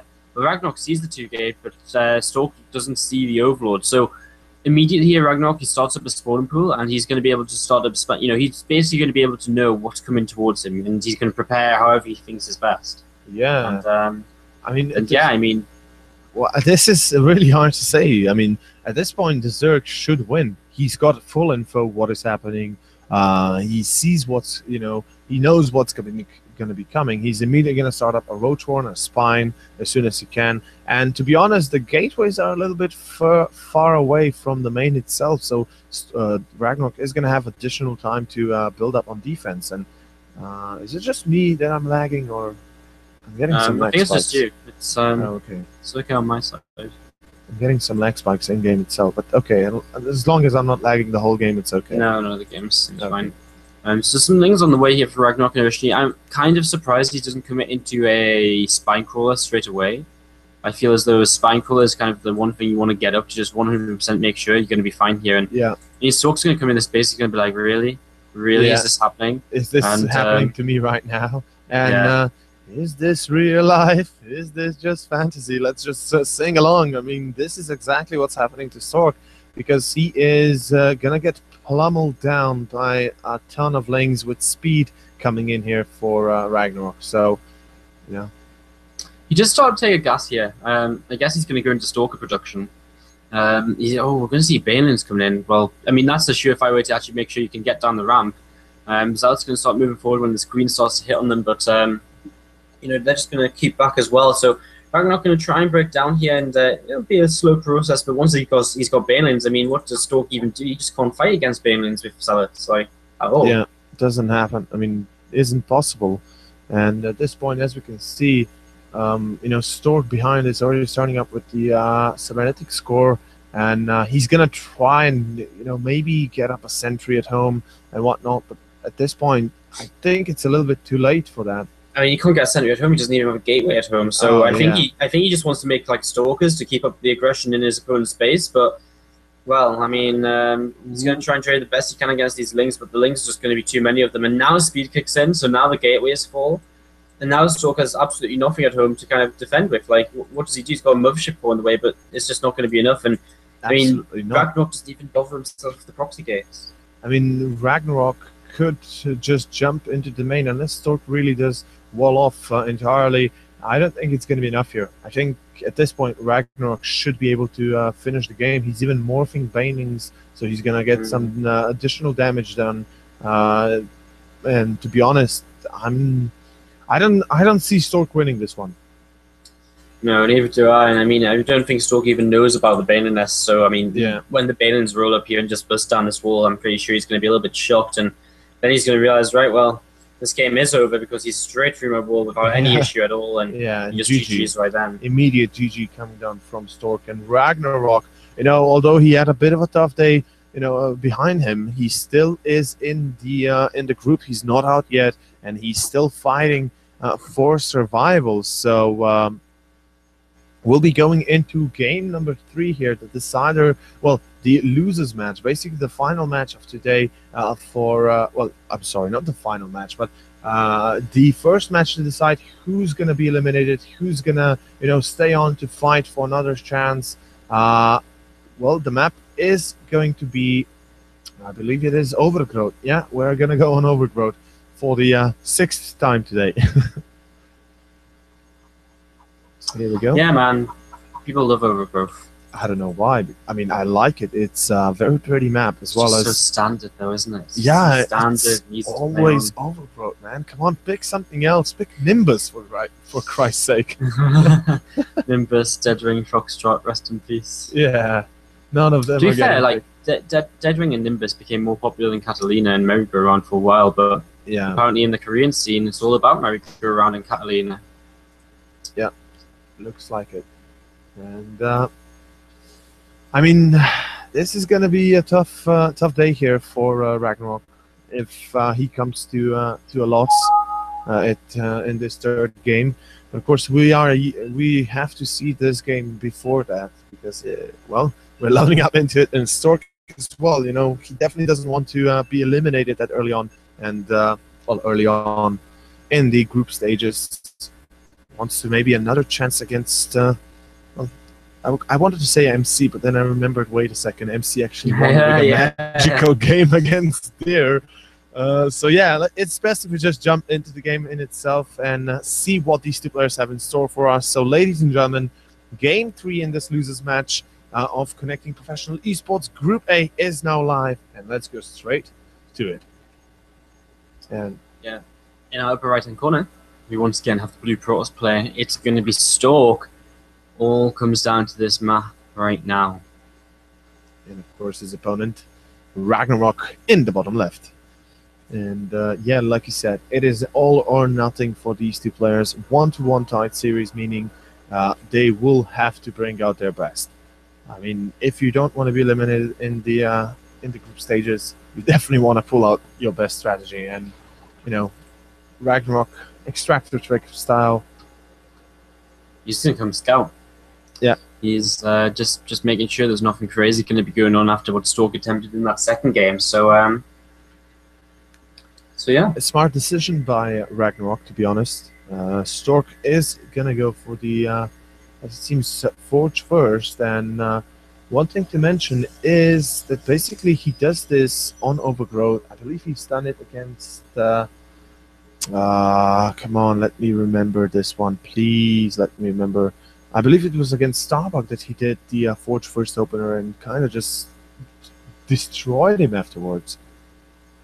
Right, interesting. So, I mean, does he cannon rush with it, or? Well, it's not. It wasn't about a cannon rush. It was actually a pretty standard 4-gate. You know, kind of a little bit of an aggressive move from Stork, and he just managed to find Starbuck with his pants down. And maybe it's going to happen the same to Stork. Although Stork is smartly not going to go for a 3-hatch before pull. It is going to be a pull first. Yeah, Ragnarok, he had that scout, so he saw the Forge first, and so he can react here, just say, right, okay, put my cooldown early. And yeah, I mean, Stork's doing a good job just annoying this probe at natural, sorry, annoying this drone. He's trying to, you know, take it down and just block this hatchery as long as he can. Ragnarok not going to be too bothered. I mean, he's got other things to spend minerals on, queens, some zones. He actually takes the gold base. Ooh. Okay, well, this gets very exciting very quickly. To be honest, I do like this decision, you know. If you get blocked on your natural, why not take the gold base? But look at this, Stork scouts the gold, and we could be seeing a cannon. You know, it is a nice position for a cannon rush. Yeah, it's you know, it's far away from the main, so it'll take Ling's a little while to get over there. But of course, they are already rallied over there. He knows that's kind of the where he needs to defend next. So I think Stork was smart enough to you know, I think there's other ways Stork can abuse this, and you know that would just be simply by going for any kind of attack, because any kind of attack is going to take you so long to get your reinforcements over to this gold base that gives that Protoss player just a little bit of an advantage that wouldn't usually be there if it was the normal third base, for example. Yeah, exactly.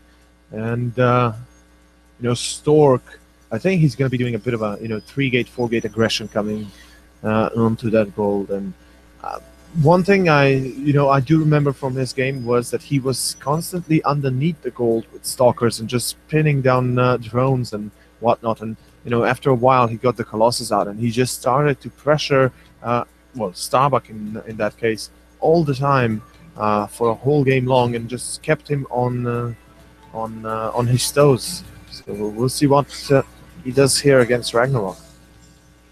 Yeah, these drones move over to the gold base, so Zickum's going to spike up a little bit here. Stork still yet to reveal what his plan is going to be, yet to really utilize this Forge past the initial cannon. Just out on a robo kind of quickly here. There's an overload on the high ground. I don't know if Stork actually knows about that, but Ragnarok is going to see absolutely everything here. You know, that's just amazing. He sees everything he needs without. Yeah, the probe's going to come across now and be like, "Oh, what are you doing here, man?" And the overload system's going to be like, "Well, don't mind me." I'm just drinking my coffee. Yeah. Bit of a weird situation is this robo facility halfway done. I wonder what he's going to do with this. I mean, it wasn't a mega fast robo facility, but it's still kind of fast. So it could be, you know, it could be aggressive. It came down with warp gates, so could be, you know, third and fourth gas and immortal on him. And look at that, man! Look at that. I mean, I think smells like it. it looks like too, where he puts the rally and Chrono Boost the Immortal. So it will be an Immortal in here, and I think Ragnarok will have an okayish idea about what's coming. I mean, again, it was a fairly fast robot facility, and it came down before Warpgate started. So, you know, he really wanted to just get out as soon as he could. So now it's all about, does Ragnarok really identify what's going on? He's going to try and scout into the main base here with his Overlord. You know, if I was him, I'd be down towards that natural, try and see what's coming out of that robot facility. But anyways, he's going into this main base and see what you can see. I mean, I guess he's got an Overlord on the natural anyway to kind of keep an eye out on things. Yeah. And yeah, he's working his way through these rocks so he can get over to that gold base faster to defend. And also spreading his creep over there, which is going to be very important when it comes down to reinforcing against this fight. Especially against Immortal Lanes, you want to have everything perfect, because if you don't, you will die. That's kind of how it goes. You know, you have to either have absolute perfection in defense, or there's going to be nothing left out of your game or your forces in that regard. But look at that, the Warp Prism going to be even added up, and it's definitely a big all-in coming down from Stork here, and he's going to put on some heat underneath Ragnarok's feet. This is kind of cute getting the Warp Prism now. So he's going to pick up the Immortals and actually use them to harass a little bit here, and then, you know, continue to produce Immortals before going for the all-in. Sentry's getting picked here by Ragnarok, though. That's not good. Yeah. Some early units out here for Ragnarok, as Stork has all of his gateways just on the way at the moment. 6 extra gateways being added on. Another Immortal on the way. The Warp Prism has moved out there, so Warp Prism can across with these Immortals, and if Ragnarok stays aggressive as he is being, or even if he just stays over to his gold base, he might be in a little bit of trouble, because there could be some serious damage going down in the main very soon. Although Ragnarok, look at this, he kind of seems to know. He's, I guess he saw it with one of his Overlords, so yeah, he's got things in position. He saw it with the Overlord and the Natural, and at this point those Immortals won't really do much. So Stork, I think the best option for him is just to pull back, you know, rally with, regroup with your main army and just go for the move in. I mean, at this point, he's already committed. He's got the gateways up, he's got the upgrades up, he's got everything he needs. And the longer he waits, the worse it's going to get for him. The more army Ragnarok is going to get up, the more position he's going to be able to take with creep and, you know, spines and whatnot. So at this point, Stork really wants to move out as soon as possible. It looks like he's just waiting for 4th Immortal and the +1 armor. Before he goes in here. I like the fact Ragnarok, he's got some Lings already positioned to either flank or to just come for a counter-attack. I mean, either would be very useful, as Stork's still being annoying here. He's actually going to warp in 8 Zealots straight into this main base. That's a huge amount of Zealots. Yeah, Ragnarok spots it. He's going to actually get the surround on these. So these Zealots are kind of a little bit, well, I say a little bit wasted, but they're actually going to do quite well. I mean, they've got +1 attack, so they're actually going to be able to actually clean up the majority of these things, if not all of them even. Keep in mind, we have to keep in mind that Ragnarok needs every single unit to defend against this. And Stork's on the creep as some Lings run in a little bit haphazardly. Some more force fields need to come down. Stork missing. Stork missing those force fields. The Lings do come to connect with the sentries. Isn't enough here for Stork to hold. The Roaches are being fended off for now, but you know, the army of Stork has been quite reduced down to damaged Zealots and sentries. I think that was an okay start for him. He's still got some force fields left. He's kept his Immortals alive. Of course, it's going to get harder as he runs out of force fields here. So he really kind of has time is ticking for him. It really is, and he's just kind of dancing around right now, trying to take down whatever he can. He doesn't know what's best to take down. He's going to get an Overlord kill, but that's not going to affect Ragnarok too much. He's just come in now. 3 force fields used, a couple of force fields used behind. Is it going to be enough though? Immortals are still standing, and more Zealots will be in at the same time as well. These Immortals just do so much damage. Yeah, so many kills already on them. Each one of them has more than almost 10 here. And as we can see, Stork's still alive magically. Look at the supply actually equaling it out. It was 90 army supply against 40, and now it is 57 against 55. Holy smokes, Stork actually managing this one. Oh my god, Ragnarok, how did you fail this one?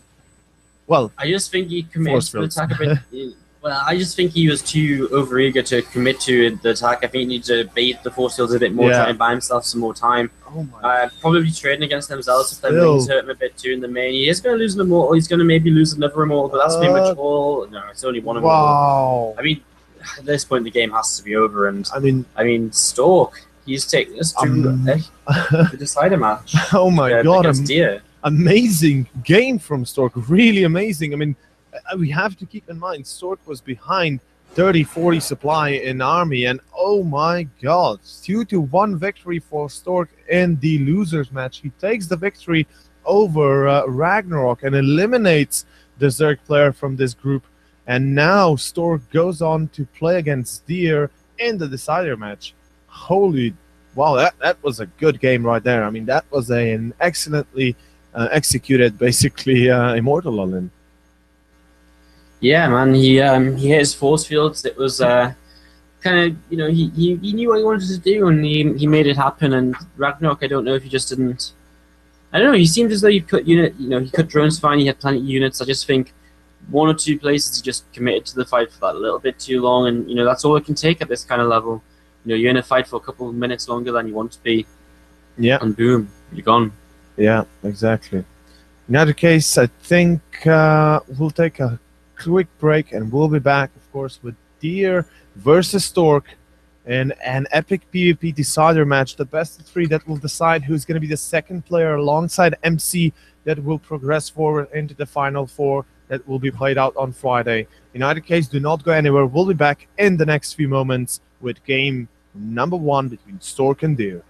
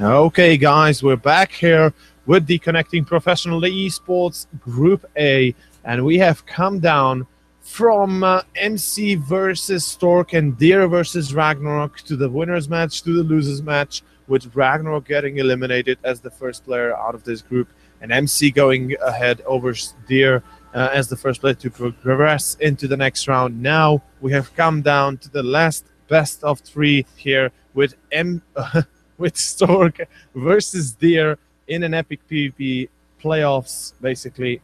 And we have, of course, the first map already being picked, which is going to be Overgrowth. So, ladies and gentlemen, here we go. And Wardy, I think you have a few things to say about these two players. Well, I mean, we saw Dia. He played a pretty sick series against MC in 21C. He, you know, scouting a little bit off in game 3, game 2. You know, scouting just ever so slightly off against the Proxy 2 gate as well. But you know, he absolutely destroyed Ragnarok in pretty convincing games earlier. Stork, he was very all-inish against Ragnarok, and you know, against MC, Stork was I can't actually remember what happened in Stork MC. One game was a build order loss. Yeah, it was DT, the other game. And the other game was basically... another game, he didn't take that great of an engagement on Overgrowth in the end. Yeah. So I think Stork just needs to get into a bit of a strong, you know, A, get into the mid game, and B, get into a bit of a stronger position when he gets there. So so let's see what happens. I think Dia will probably be my favorite going into this. Okay. Then you can have the honors. Alright, well, in the upper right-hand corner, my favorite! I choose you, Dia. He is in the upper right-hand corner as our blue Protoss player. And of course, his opponent, his teammate from Samsung Galaxy, it is none other than the red Protoss. It is Stork. So on the upside, at least Samsung Galaxy get one player into the semifinals. Exactly. It's a little bit unlucky, you know, that they have to eliminate each other. But, you know, it's kind of on Deer for that one. Deer could have gone first and Stork second, you know, but still. That's true. I mean, even if they went, you know, there's another Samsung playing Group B as well, isn't there? There's Solar. Yeah, Solar. It is Solar, yeah. A lot of Samsung players around. All right, interesting stuff. Well, we're going to lose one of them here. And for now, it just looks as though we've got no proxies, just very standard opening with gateways in the way. So yeah. Nothing too much to be worried about for the moment. Really, just PvP kind of standard. Now, you know, usually in the early stages of the, you know, PvP, ZVP, whatever matchup it is, it's always the first 3 minutes that's like pretty boring to say. You know, not boring as per se boring, but just there's nothing happening. There's literally nothing we can talk about actually, unless, you know, there's an off-topic somehow. But still, you know, you can say like, oh look, a cybernetic score. Oh my god, he's going for a cyber core. You know, mate, the worst is PVZ. Like it just always has been, because, like, you know, sometimes you get a Zealot out and it starts to do something, and you know, but in general, even though there's different ways to go about it, in general, you just end up seeing the Protoss end up on his natural expansion with a wall up, and you just see the Zerg end up on either 2 or 3 bases. Like, it's just so, at the start of the game, it's just like, well, this is a little bit, you know, slow, slow coming. Yeah, I mean, at this point, we'll see what these two players want to do after. Oh, wait a second, they're going for a second gateway. Okay, he's looking at a very aggressive stalker move out. Yeah, second gateway very quickly. Spotted by Stork. I mean, 2 gate openings used to be so popular in PvP. 3 stalker rushes used to be so popular because they gave you so much map control. You could hunt down early pylons. Not much need for them anymore because, you know, you've got Mothership Core. You know, you've got extra defenses anyway. Yeah. They fell out of fashion quite a lot, so he's going to use his Chrono Boost for his next 2 stalkers here if he does want to start them up. He does have his Mothership Core and first Stalker coming out on the map. Probe going to be turned away, and there's a Stalker coming across the map to take the tower for Stalk as well. So, Stalk is actually Dia goes into Sentries. Okay, completely changes what I thought he was going to do. Wow, interesting. What the hell is this? I mean, he might be afraid of something. I mean, it is Twilight Council for Stork, and it's maybe looking like DT. Although, no, it's going to be Blink, since the Stalkers are on the way for him. Still, though, I mean, it's a bit weird, yeah, from there that he goes for those sentries. But Nex is on the low ground, which does make sense in the end why he goes sentries. So just a fast expansion here. He's going to get the Robo up so he can get some Immortals out to help him with his defense. Stork, he looks as though he's going to get aggressive because he just goes straight up to 3 gateways here. So I don't know what he hasn't really seen much at all, apart from that second gateway earlier on. Deer actually takes down the probe, but that pylon's still on the way, so still possible here for Stork to be aggressive with his 3 gateways. He's got Blink, of course, coming up as well. So with this Blink and 3 gates, he could definitely make something happen, I think. Yeah, and I dare say that Stork, I think he's got a good chance of winning if Deer goes for the Observer first, and look at that. It is going to be an Observer before the Immortal, and I will bet that Deer will delay his Immortal. Or bet. Let's not say I will bet, but let's just say, okay, he's not going to delay it. Come on, I lose that one. Still, though, I mean, Deer at this point, he's got very little firepower besides the one Stalker and the Immortal that's coming up. Yeah, I mean, Stoke's gonna keep pushing in here with his Stalkers, but I mean, he can trade. You know, he can trade better against what Deer has at right now. But the first Immortal's out, and now 4 overcharges down. The Stoke just has to go back home and expand. But I mean, he can still put on a little bit of pressure. He can still kind of sit around here. He just needs to make sure not to fall too far behind, which he's done in previous games. And he gets a couple of centimeters now, and I would imagine the next thing he's going to get is going to be whatever tech path he decides to go down here, which is more than likely going to be the Robo facility next. As actually I see Deer pushing out. Close. Okay, does get a Stalker. Yeah, does get one. And as you can see, he's getting one Stalker and Sentry in return. That loses 2. Yeah, Stalker Sentry for 2 Stalkers. I mean, it's probably a little bit better for Stalk, although Stalkers are more valuable because it's his main army composition right now. He lost the pylon as well, which is supply blocks, which does hurt him a little bit here. But he does have a Robo facility on the way, but Deer's going to be into a Robo base so quickly. You know, this early greed from Deer is going to really start paying off for him. I mean, he's 8 workers up. His opponent's Nexus hasn't even finished yet. He's going to get ahead in... Stoke's going to get ahead in upgrades. But Deer will take a really great army composition move with that Robo Bay. I mean, I think Stork is kind of going at this thing a little bit wrong. You know, upgrades are important, but you need to have your economy established as well as, unit production before you can really get decent upgrades in. I mean, if you have +1, +2 done, and you only have like 10 Stalkers against a Colossus and what 10, 15 Zealots and everything else, I don't think it's going to be easy for Stork to hold here, because Deer, look at that, he's adding up 3 additional gateways, going up to 6, and probably looking for the 3rd base, but he might also actually move out here and do some damage. I think just moving out could do a lot, because he knows his opponents won't have the Robo facility as fast. He's been scouting as well, so he probably knows, I may have a bit of an advantage to try and take, to try and make use of. Stork has +1 on the way, but that's not going to be a factor here if Deer keeps moving the map. Colossus on the way across here for Deer as well. As Hallucinated Phoenix Stork will spot these extra gateways, so he knows what's up. He kind of knows, my opponent has a lot of no gas at the natural, so really looking as though Deer is about to just try and make this work right now. He's got pylons on the way up, and his attack's going to be here very, very soon, and honestly, Stork just has nothing right now. Yeah, those 3 Immortals should be ripping through everything that Stork has, and I mean, even if somehow, Deer brings out 1 or 2 Immortals of his own, well, he will get 1, but that's it. And against 3 of Deer, look at how many Zealots Deer is gathering. Even a Colossus joining this party.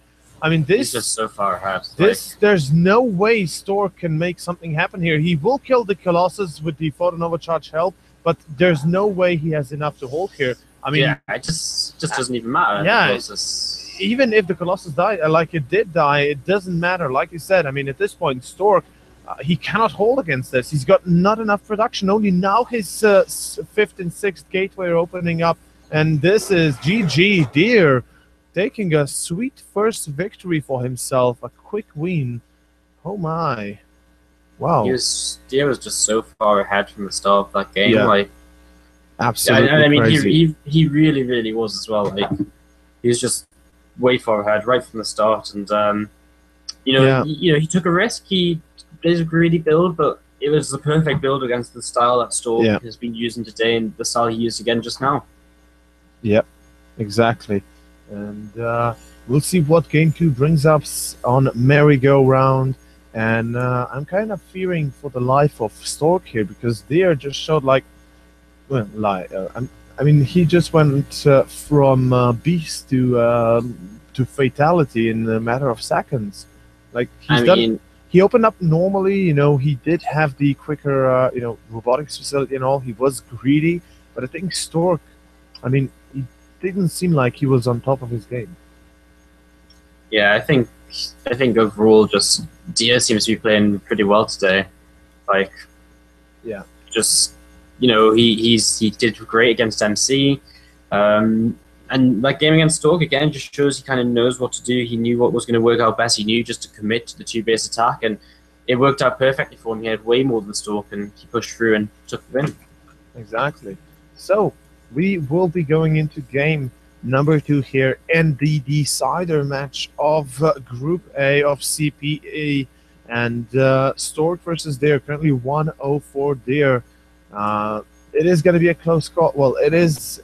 Well, it was a close call in game 1. Let's see how it happens in game 2, because if Deer takes it, it's going to be 2-0, and Stork will be eliminated, with Deer taking 2nd place in this group.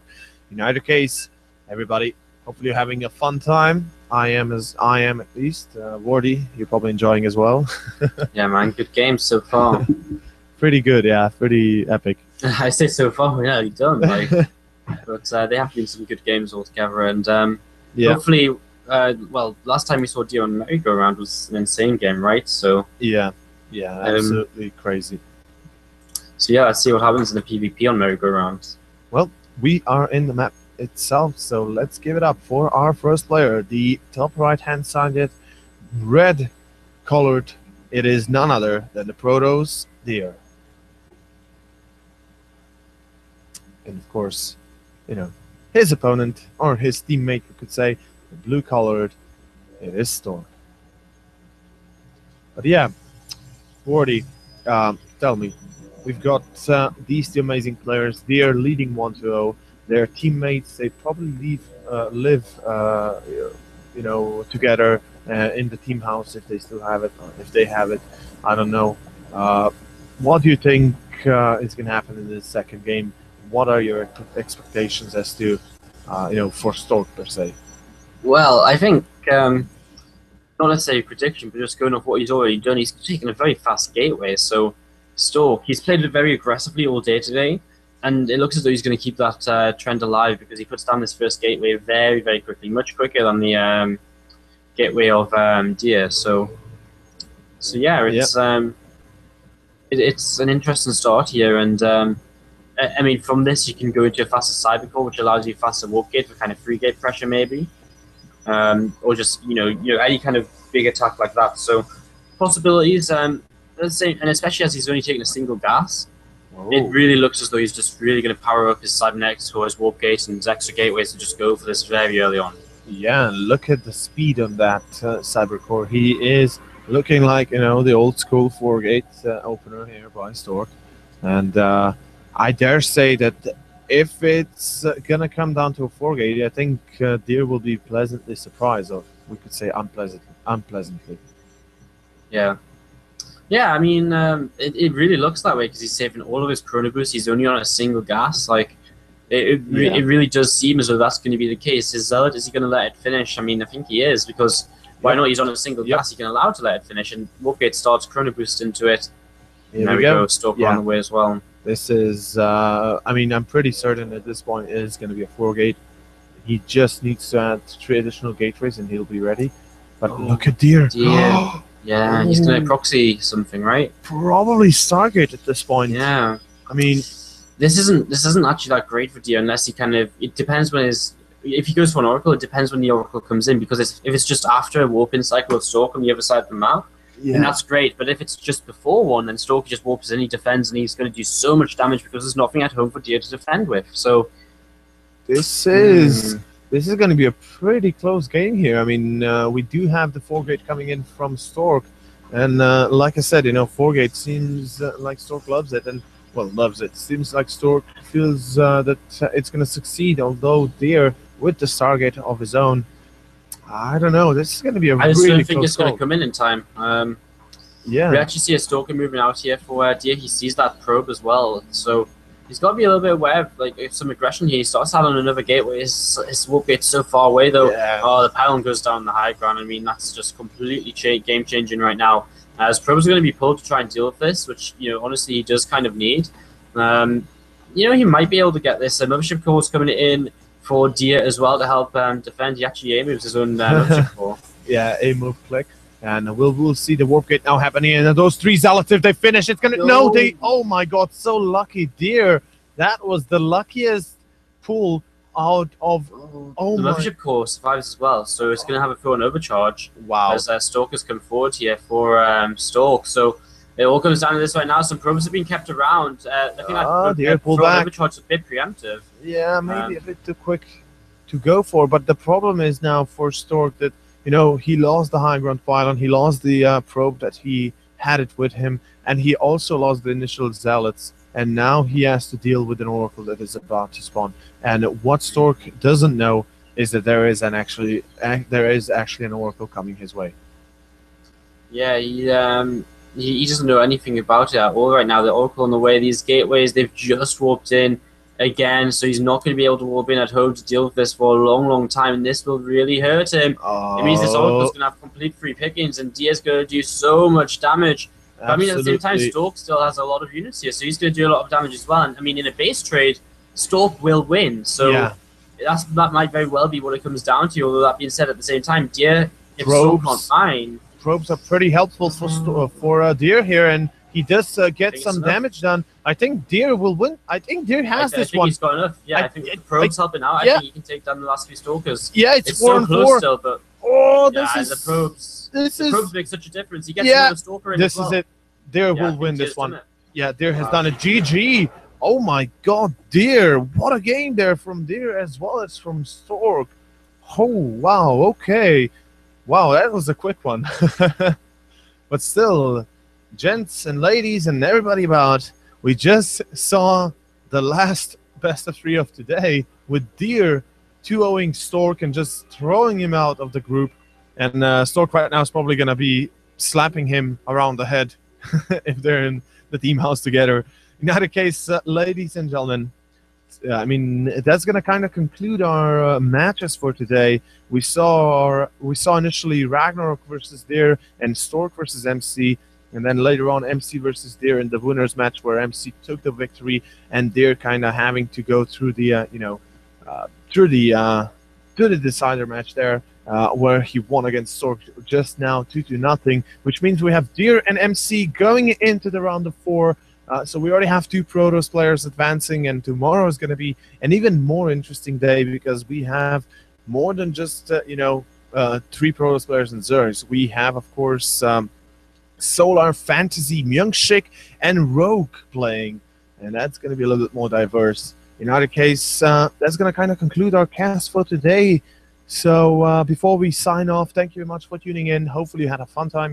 Definitely tune in tomorrow at 2 o'clock Central European time.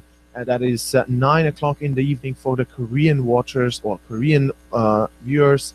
And of course, big thanks for Wody for coming out today. Hey man, thank you. And check him out on Twitter at SC2_improve. Go follow him if you haven't. He's also got his own team league as well as the individual league, right? Yeah, so definitely check that out, and you have to see him cast more. And check us out at Connecting Slovenia on Facebook and Twitter at ConSI. And yeah, if you want, you can follow me and Twitter MIA_over. And that's going to be kind of it for the shout-outs. Of course, big thanks for everybody that has viewed us, well, that was watching us today. Hopefully, we will see you again tomorrow. In either case, that's going to be it. So, ladies and gentlemen, I will see you guys tomorrow. If not tomorrow, well, I'll definitely see you tomorrow. Don't worry. But yeah, until tomorrow, I guess, this is goodbye and good day.